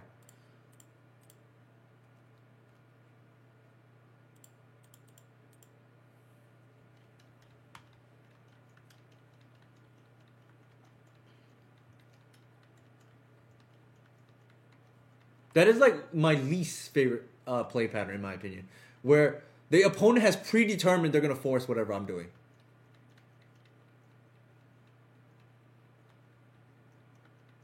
All right, see you later, Adriano. Always a pleasure having you around. And for those of you who want to try a Nettolist, the one I would recommend is Adriano's. I think it has the best mana base, and if anybody knows anything, that's probably what I value the most, to be honest.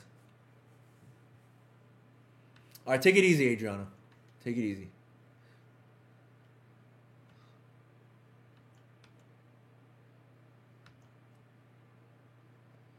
Ooh, this is kind of sick, actually.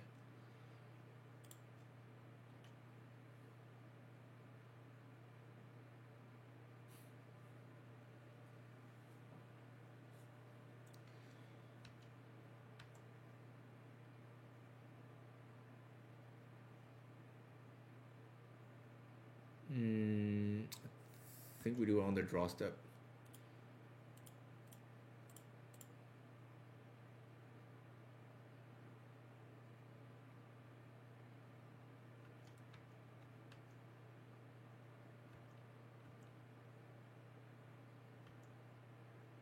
Maybe a days.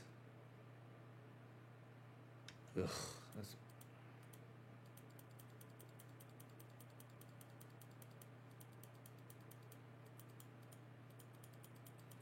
So here we're trying to play around Murktide. Maybe they just have it all. Geez, that would be brutal. Fair on upkeep. I thought there was a chance that they could just like try to draw or do something funny. But yeah, I think it's probably right to do it on upkeep. I don't think we want a whatever to hit the board there. A Murktide Regent. But maybe it's okay. Like,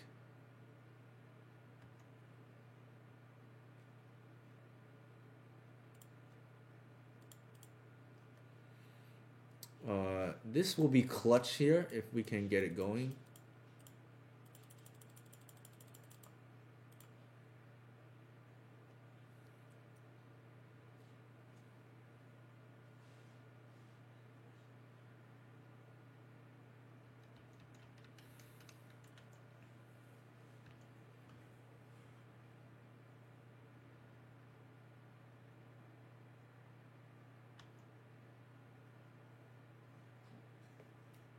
They might have hit the days or the force, and that's why they didn't bin.